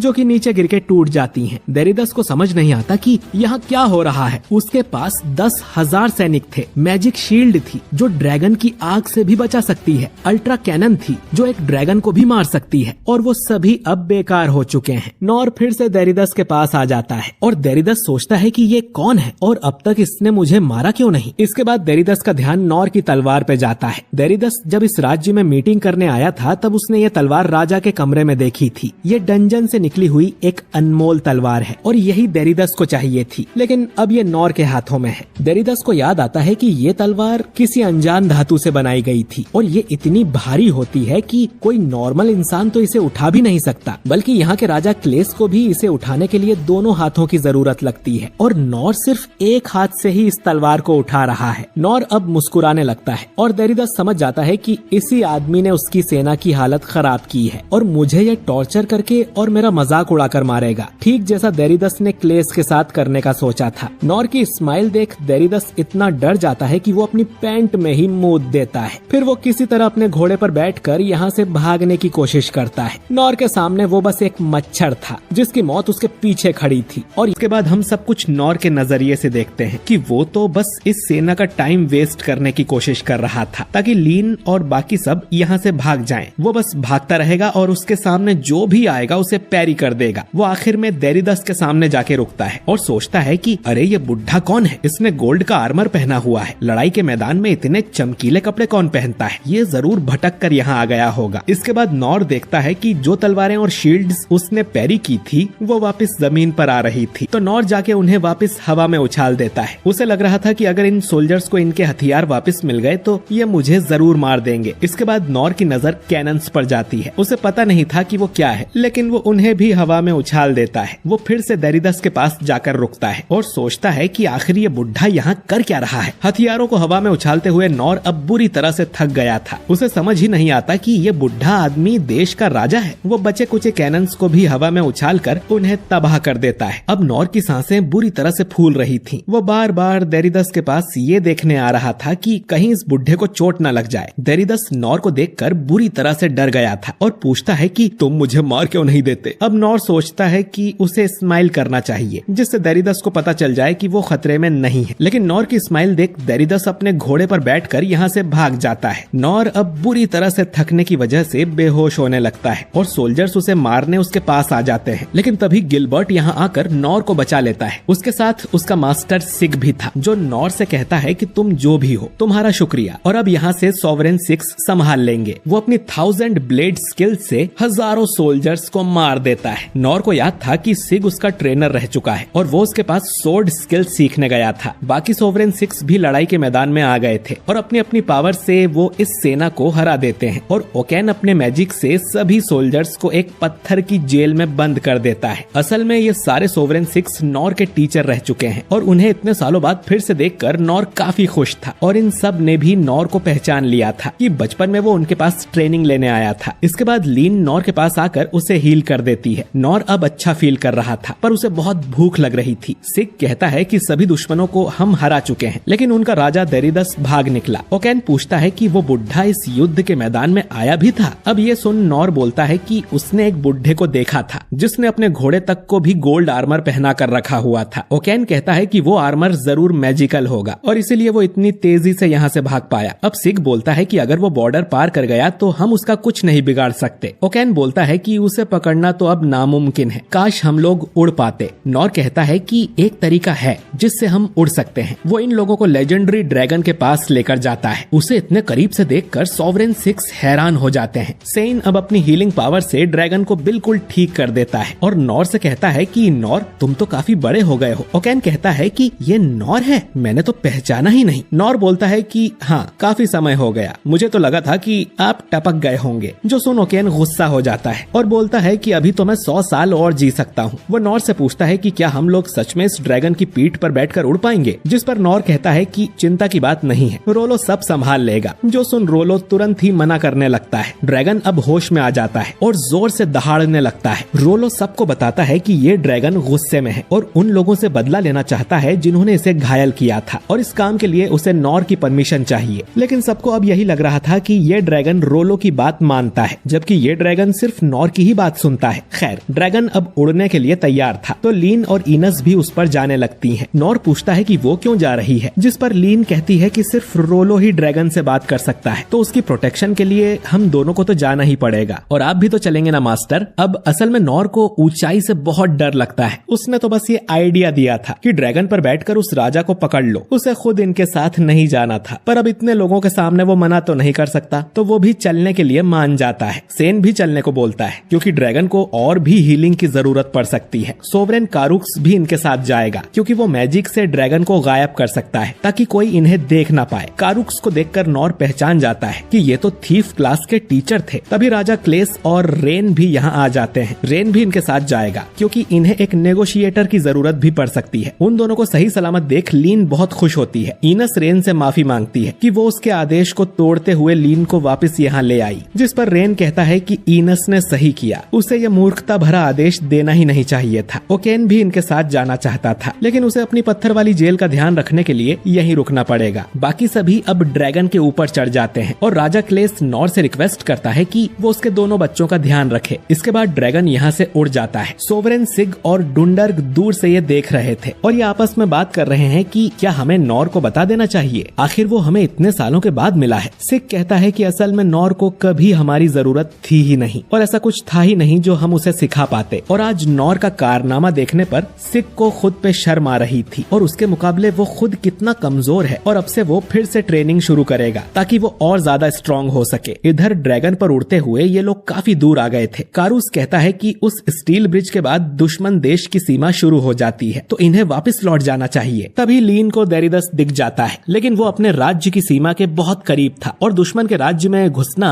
इनके लिए खतरे से खाली नहीं होगा। अभी तो ये लोग गायब हैं लेकिन हमला करते ही ये दुश्मनों को दिखाई देने लगेंगे। रेन कहता है कि हम देरिदस को भागने भी नहीं दे सकते। अगर आज वो जिंदा बच गया तो कुछ समय बाद फिर से हमारे राज्य पर हमला कर सकता है और शायद अगली बार हम बच भी नहीं पाएंगे। इसीलिए रेन चाहता है कि ये लोग दुश्मन को उसके घर में घुसकर मारें, यानी कि एयर स्ट्राइक कर दें। अब इनस कहती है कि वो इस बॉर्डर वाली दीवार को डिस्ट्रॉय कर सकती है ताकि वापस आने में इन्हें कोई परेशानी ना हो। इनस भी बाकी सब की तरफ बहुत गुस्से में थी। रेन उसे परमिशन दे देता है और इनस अपनी डिवाइन सोर्ड वाली पावर से बॉर्डर की दीवार और कुछ डिफेंस बेस को तबाह कर देती है। रेन कहता है कि हम देरिदस का पीछा उसकी राजधानी तक भी करेंगे। लीन सोचती है कि हम लोग ये कर सकते हैं, यहाँ जितने भी लोग मौजूद हैं सब बहुत ज्यादा पावरफुल हैं, तो चिंता की कोई बात नहीं है। और आखिर में हमारे पास मास्टर नॉर भी है जो कि इतने ज्यादा महान है कि शांति से बैठकर ये सब बातें सुन रहे हैं, जबकि हम देखते हैं कि नॉर तो घोड़े बेचकर सो रहा था और